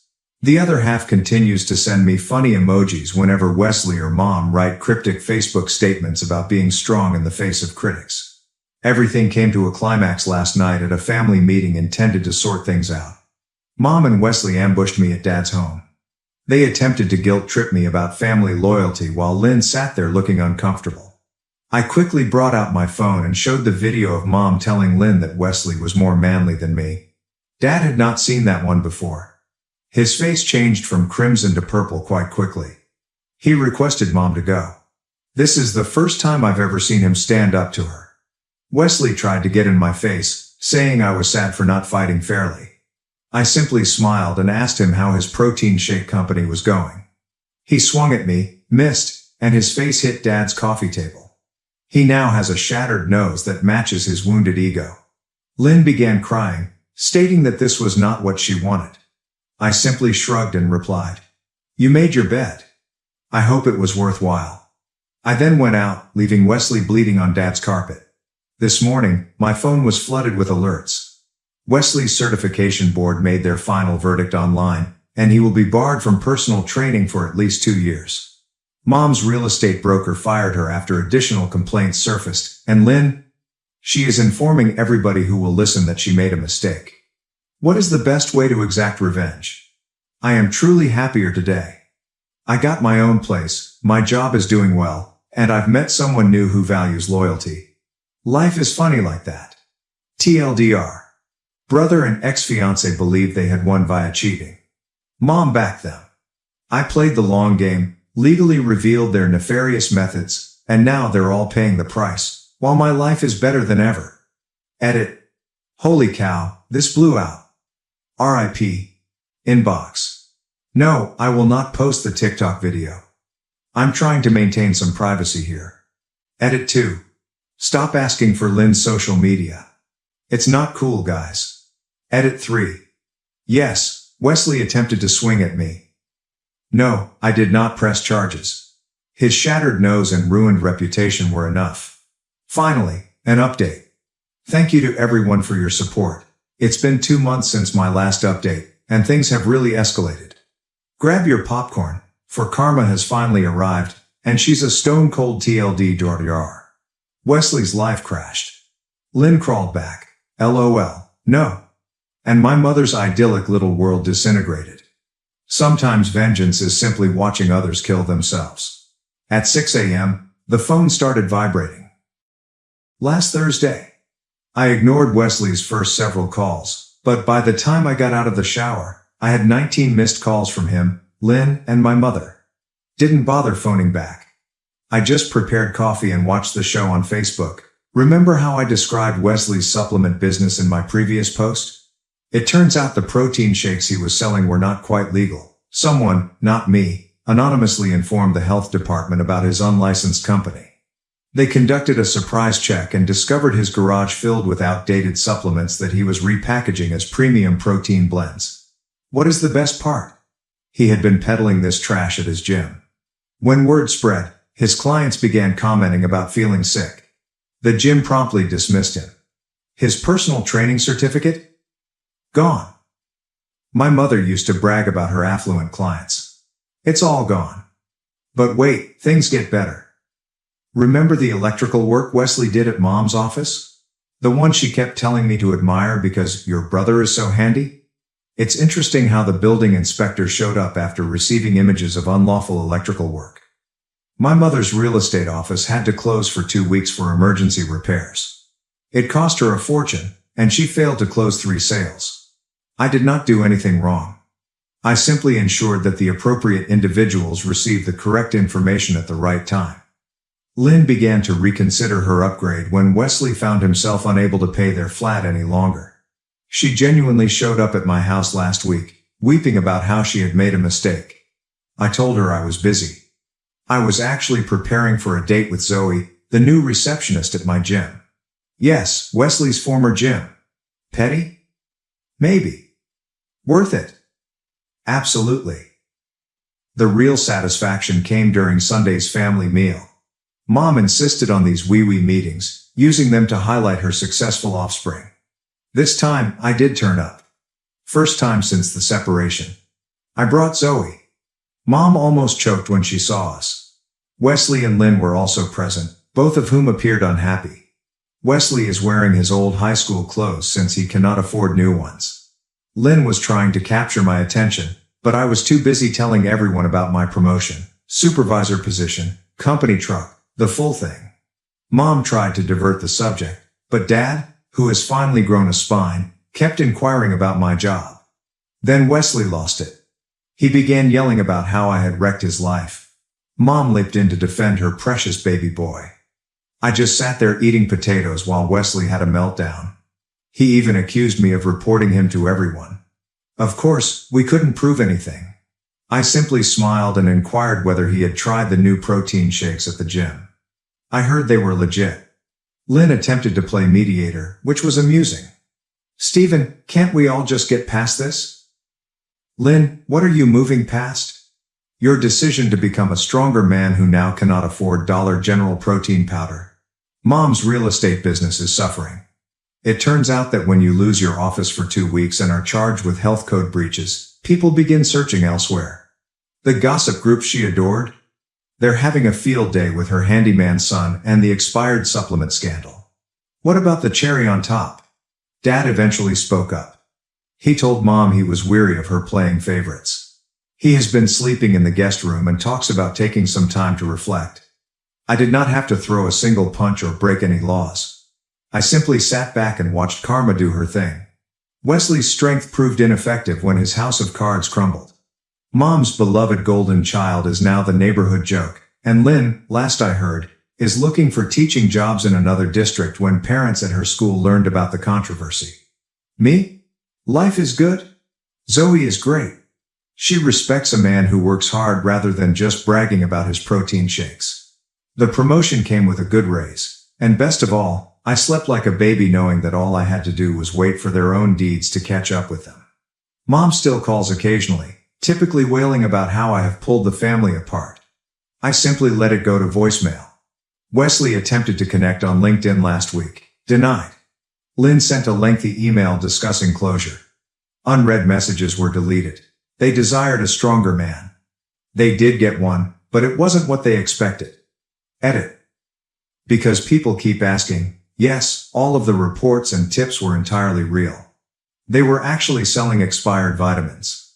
The electrical work was clearly not up to code. I just made sure everyone noticed.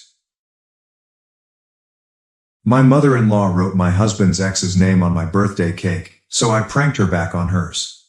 She went quiet, and I blocked her. Allow me to tell you about my mother-in-law, the queen of criticism. She made it apparent right away that she didn't like me or our marriage. Every time she entered our house, it was as if she had a radar for spotting flaws in everything. She had a secret plan to nitpick her way through our lives. Take this one instance. She stated that she preferred a specific type of tea and could not stand anything else. I thought I'd be the perfect host and get her that same tea, but it wasn't enough for her. As soon as she caught a scent, she acted as if I had served her some sort of deadly sludge and tossed it out, insisting she would never say she enjoyed something like that. But that was only the top of the iceberg. This woman had a knack for being snooty in the most innovative ways. She made sarcastic remarks about my cuisine, clothing choices, and even how I furnished our home. It felt like she had a personal vengeance against me. You'd think my husband would put his foot down and advocate for me, right? Well, he tried and failed. He'd always try to smooth things over, saying that she needed to respect our decisions and embrace me as a member of the family, but she wouldn't budge. It was as if she wanted to be the family's gatekeeper and determined I wasn't up to the task. Seriously, who does that? We were meant to be a family, Yet she treated me like an intruder. So I couldn't believe it when I learned that my mother-in-law, of all people, had planned a surprise birthday party for me. It was a strange twist given that she had never been a fan of mine. I had conflicting feelings, wondering if she was pulling a prank or actually wanting to make amends. Little did I know that my birthday surprise was going to be anything but joyful. The day began with the usual birthday celebrations, balloons, decorations, and smiles. I tried my hardest to put my worries aside and enjoy the moment, but then the truth hit: the birthday cake. As they brought out the cake, I was delighted to see what it looked like, but imagine my surprise when I saw my husband's ex's name spelled out in huge, strong characters rather than mine. Seriously, how could this happen? I glanced to my mother-in-law, trying to figure out what was going on. She had a smirk on her face that suggested she was hiding something. Then she casually said that she had misspelled my name because she was becoming older and forgetful. Yes, right. It was evident that she did it on purpose. Who misspells their daughter-in-law's name and writes the ex's name on her birthday cake? It felt like a cruel joke, and I couldn't believe she had sunk so low. Everyone else seemed to be in astonishment, unsure how to react. I tried to remain calm, but deep inside, I was hurt and enraged. It was difficult not to take it personally, given all of her caustic words and disdain. When my husband saw the birthday cake, he was as surprised as I was. He sincerely wanted to surprise me with a unique birthday celebration, but his mother stepped in and offered to prepare the entire thing herself. It felt like a promising sign that she was now willing to try to improve our relationship. She expressed to my husband that she wanted him to have a good relationship with me and was willing to make an effort. It was as if she was playing the part of a compassionate and understanding mother-in-law, leading him to believe she had turned a new leaf. He had no idea that it was all a ruse, a devious scheme to ruin my birthday and harm me in the process. I did not want to ruin the party, so I simply smiled. I had other things planned. Now, let me tell you some backstory. My mother-in-law seemed to have a penchant for causing difficulties by comparing me to my husband's ex. It was ironic, because my husband had informed me that she had never approved of his ex. Talk about déjà vu. What made it even more humorous was that my mother-in-law had been my father-in-law's second wife. It was as if she had casually forgotten her own history while messing with ours. The irony was too real. The narrative of my father-in-law was a mystery in and of itself. My spouse knew little about his other family, and I hadn't provided much information either. We just knew that my father-in-law had two families, and his other family seemed uninterested in this one.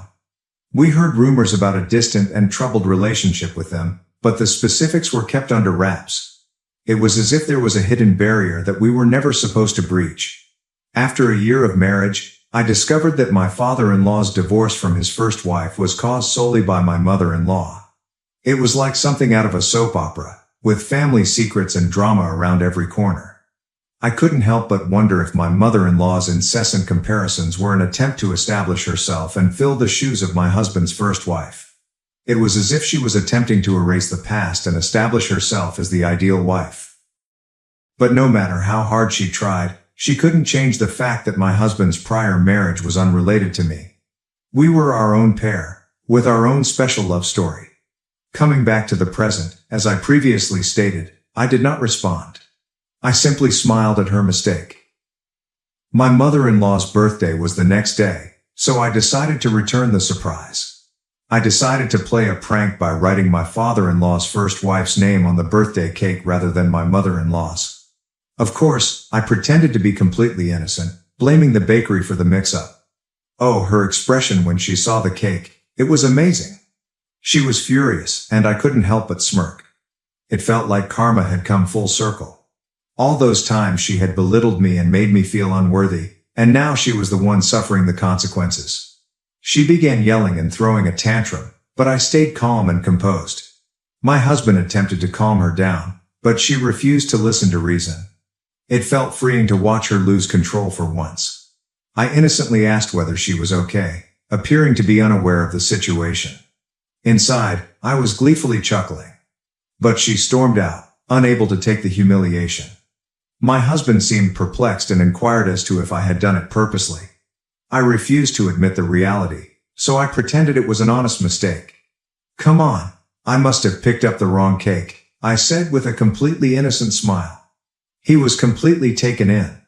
It was my little secret, my opportunity to give her back what she deserved. I knew I shouldn't have descended to her level, but I couldn't stop myself from giving her a taste of her own medicine, and it felt great. Do you think I went too far by bringing up past wounds? My small birthday cake prank appears to have sparked quite a controversy. My mother-in-law is constantly moaning, claiming that I did it on purpose. However, as the saying goes, what goes around comes around. Of course, I denied it and pretended to be completely innocent. I reminded her about the time she ruined up my birthday with the tea incident and how I didn't respond the same way she did. Come on, it was only a cake, right? There's no need to blow everything out of proportion, but you know how mother-in-laws are. They're always looking for an excuse to be dramatic. She enjoys the spotlight, and this was her chance to shine. The entire family is aware of how volatile she can be, so it comes as no surprise that they are all on my side. They've witnessed her dramatic antics before, and they're not buying it this time. It's actually rather funny how the tables have turned. She's used to being the center of attention and getting her way, but this time, she's left red-faced and enraged. I have to say, I am loving the program. My spouse seems to be torn between defending his mother and believing me. But, well, I'm not going to tell you about my little joke. Let him think about what he wants. Everything's in good humor, right?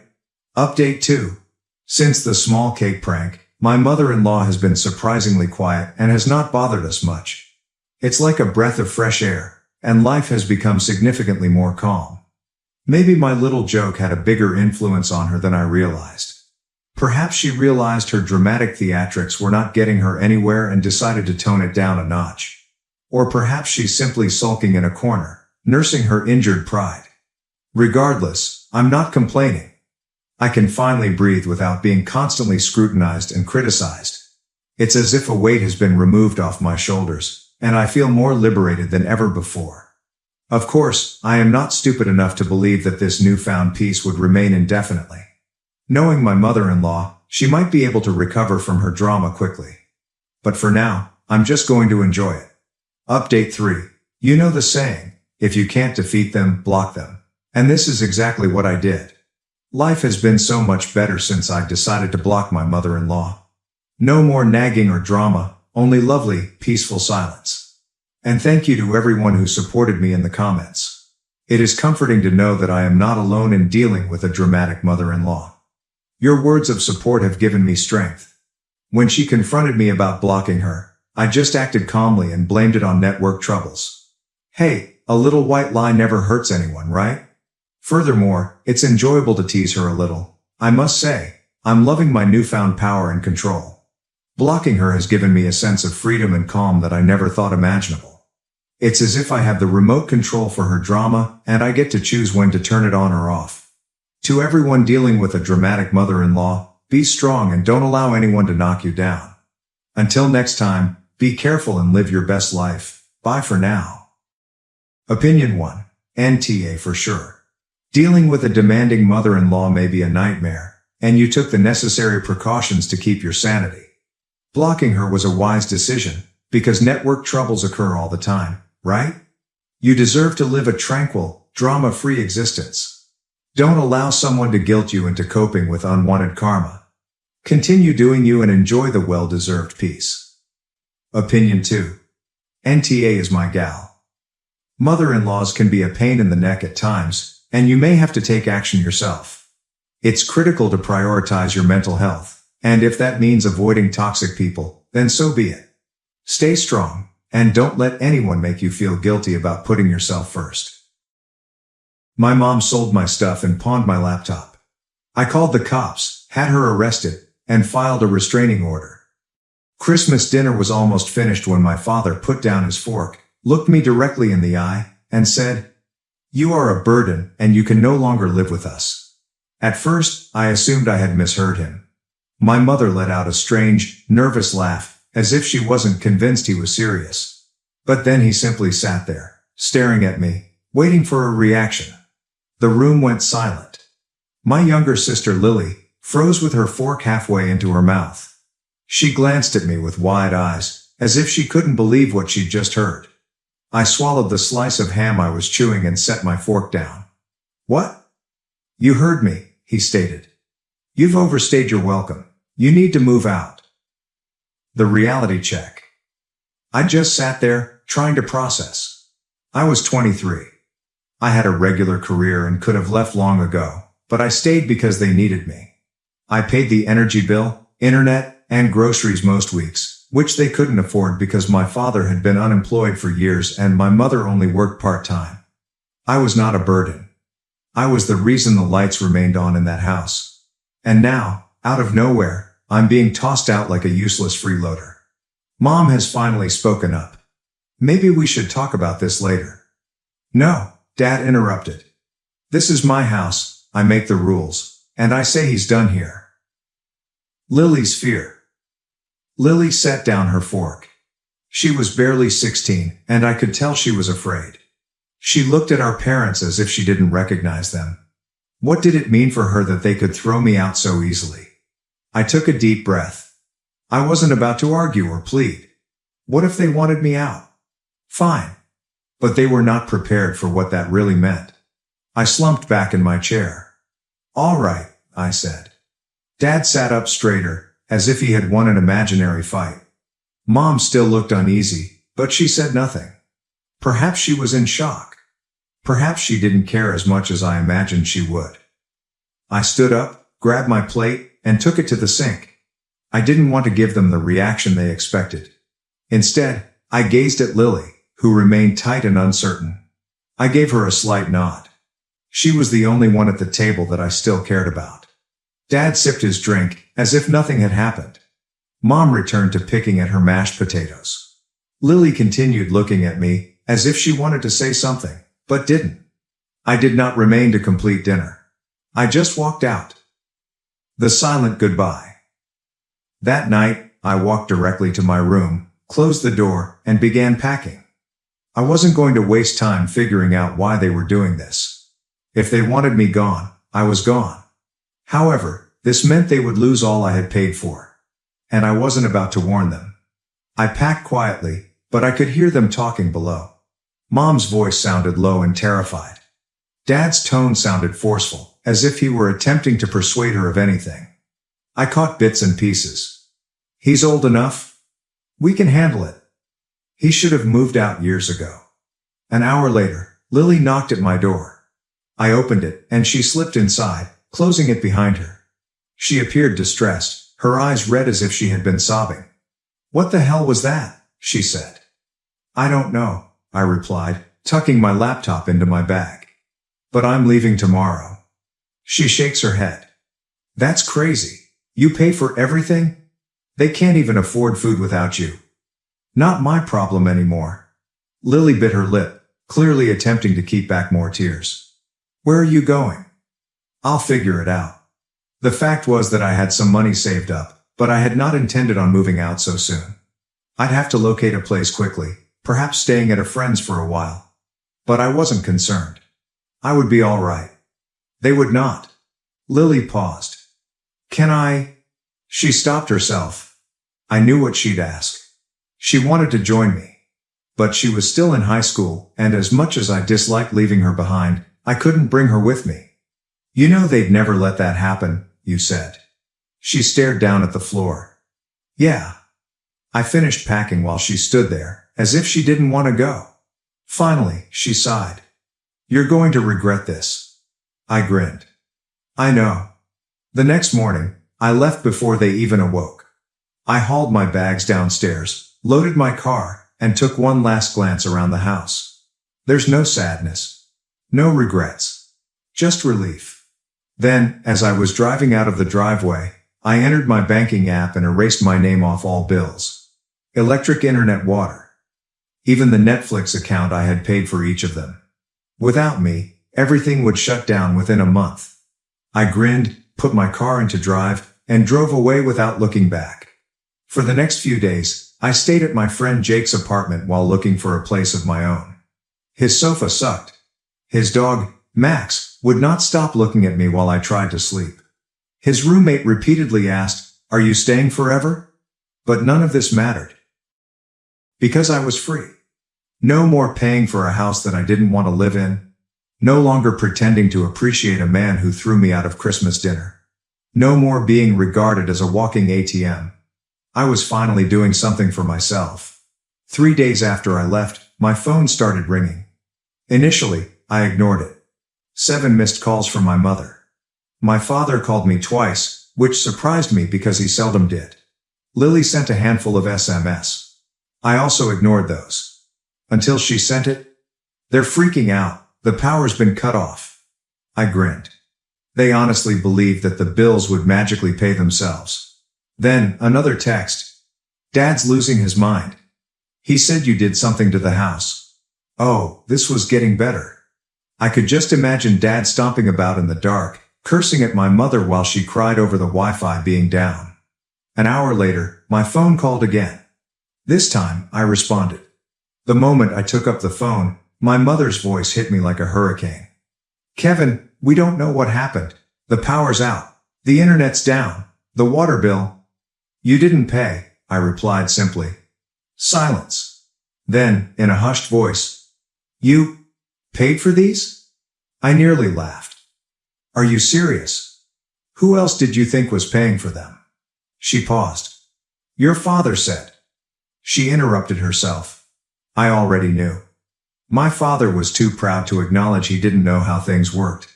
He presumably assured her that everything would be all right. That the house would function flawlessly even without me. Not my problem anymore, I said. Kevin, please, we didn't mean. I hung up. Not my problem anymore. I assumed that was the end of it. They would figure it out. Perhaps my father will finally get off his ass and get a job. Perhaps my mother would work more hours. Perhaps they will sell something to keep the lights on. Either way, it's not my concern. The next morning, I awoke to a message from my bank. Fraud alert. A suspicious login attempt was detected. I sat up fast, my heart racing. I checked my email. 3 additional alerts. Someone had attempted to enter my account. And I already recognized who it was. I quickly logged in and went over my purchases. Nothing had been taken yet. But there it was. An attempt to reset a password. Another failed login. Then a third. I clenched my jaw. My father must have been quite desperate, calling Lily. I phoned Lily. She responded right away. I was just about to call you, she said quietly. Dad's freaking out. He keeps yelling about money. He was on the computer all morning. I breathed sharply, trying to get into my bank account. She was silent for a second before cursing beneath her breath. Does he have my old passwords? I inquired. Probably, she confessed. You know how Mom used to keep them in that little notebook by the computer. I knew it. My father must have gone through that, figuring I'd be stupid enough to continue using the same passwords from high school. Kevin, Lily whispered. Her voice shook. He's really pissed. I think. She paused. I heard shouts in the background. My father's booming voice, the banging of doors, and my mother crying. I think he's going to do something stupid. Lily's words sent shivers down my spine. What do you mean? What did he say? I inquired, squeezing my phone more tightly. She lowered her voice. He's saying you ruined us. That you did this on purpose to screw him over. He's talking about calling the cops. I nearly laughed. For what? Not paying his bills? I don't know, she hissed. He's losing it. Mom's crying, saying she'll talk to you, but he won't listen. He keeps saying, he's not gonna get away with this. Kevin, I think he wants to go after you. That took the smile off my face. I had expected my father to get desperate. To beg.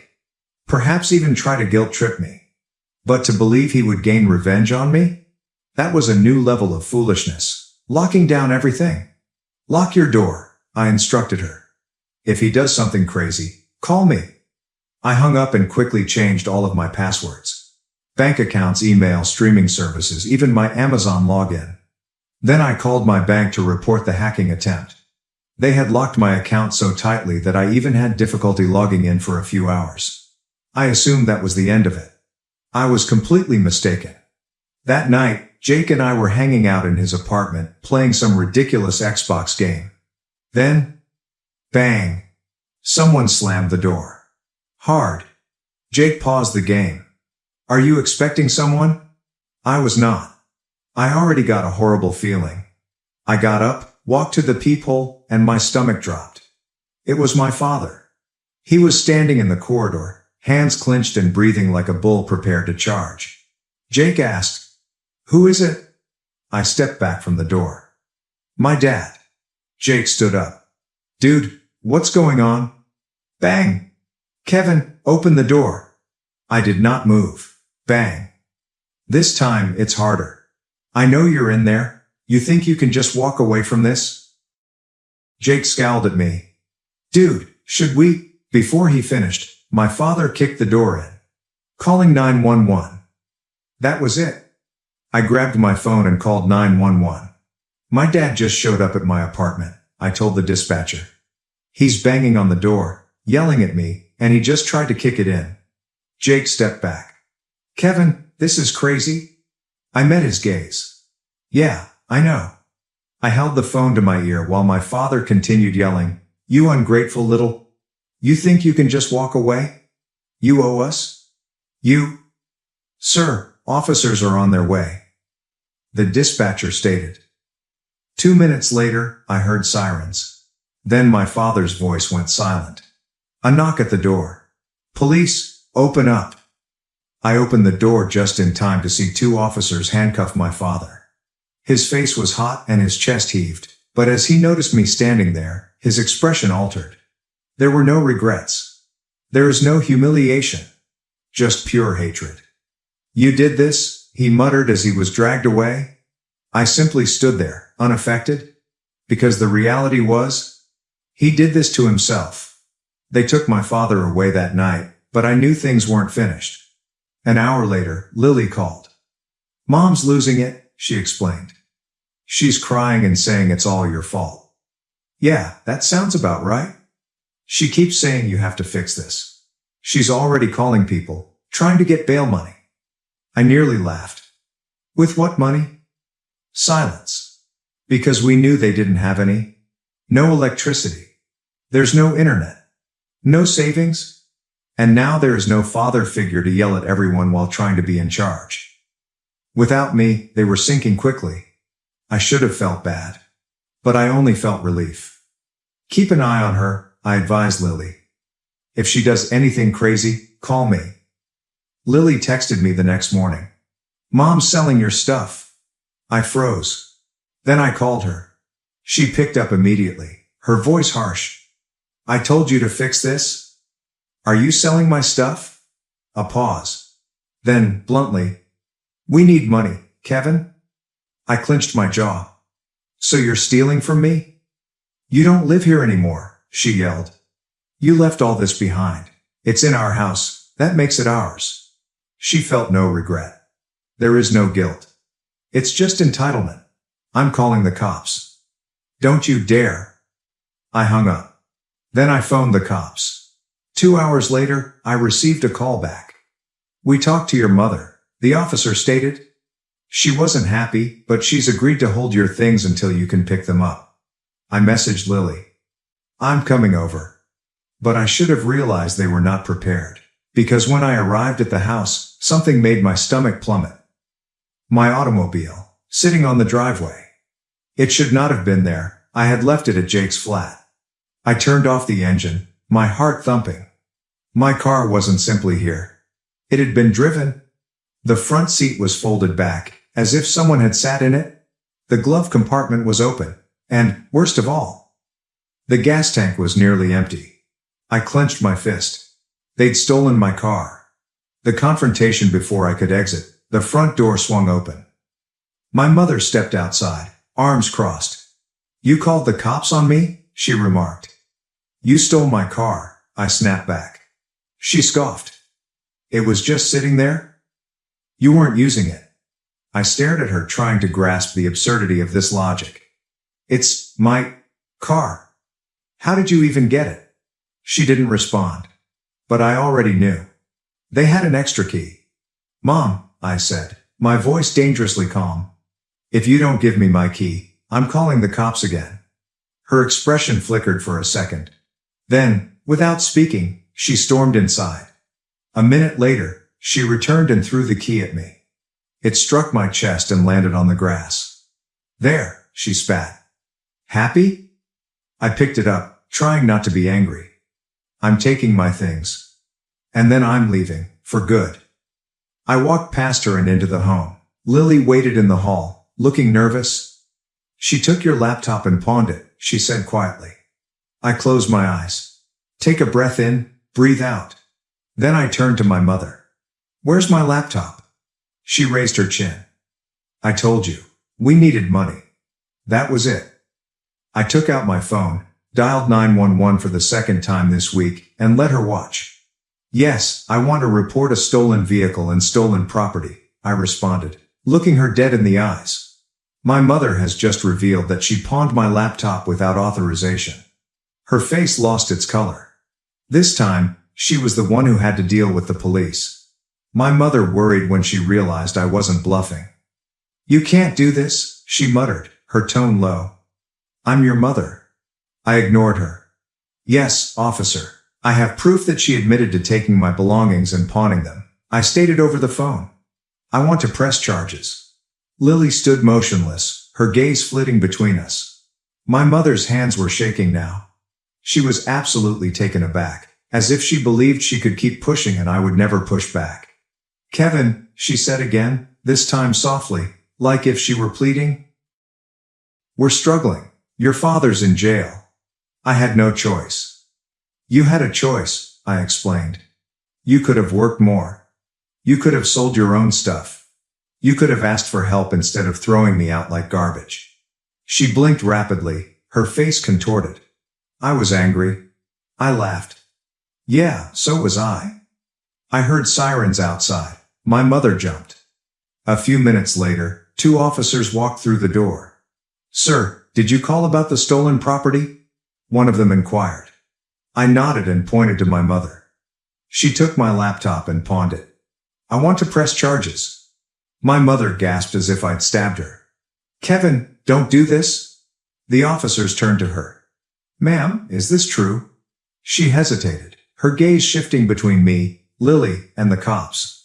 I could see her calculating, attempting to determine whether she could lie her way out of this. Then Lily spoke. "She told him herself. Just before he called you." My mother snapped her head at Lily so quickly, it was almost frightening. "You little—" "Ma'am." One of the cops interrupted her.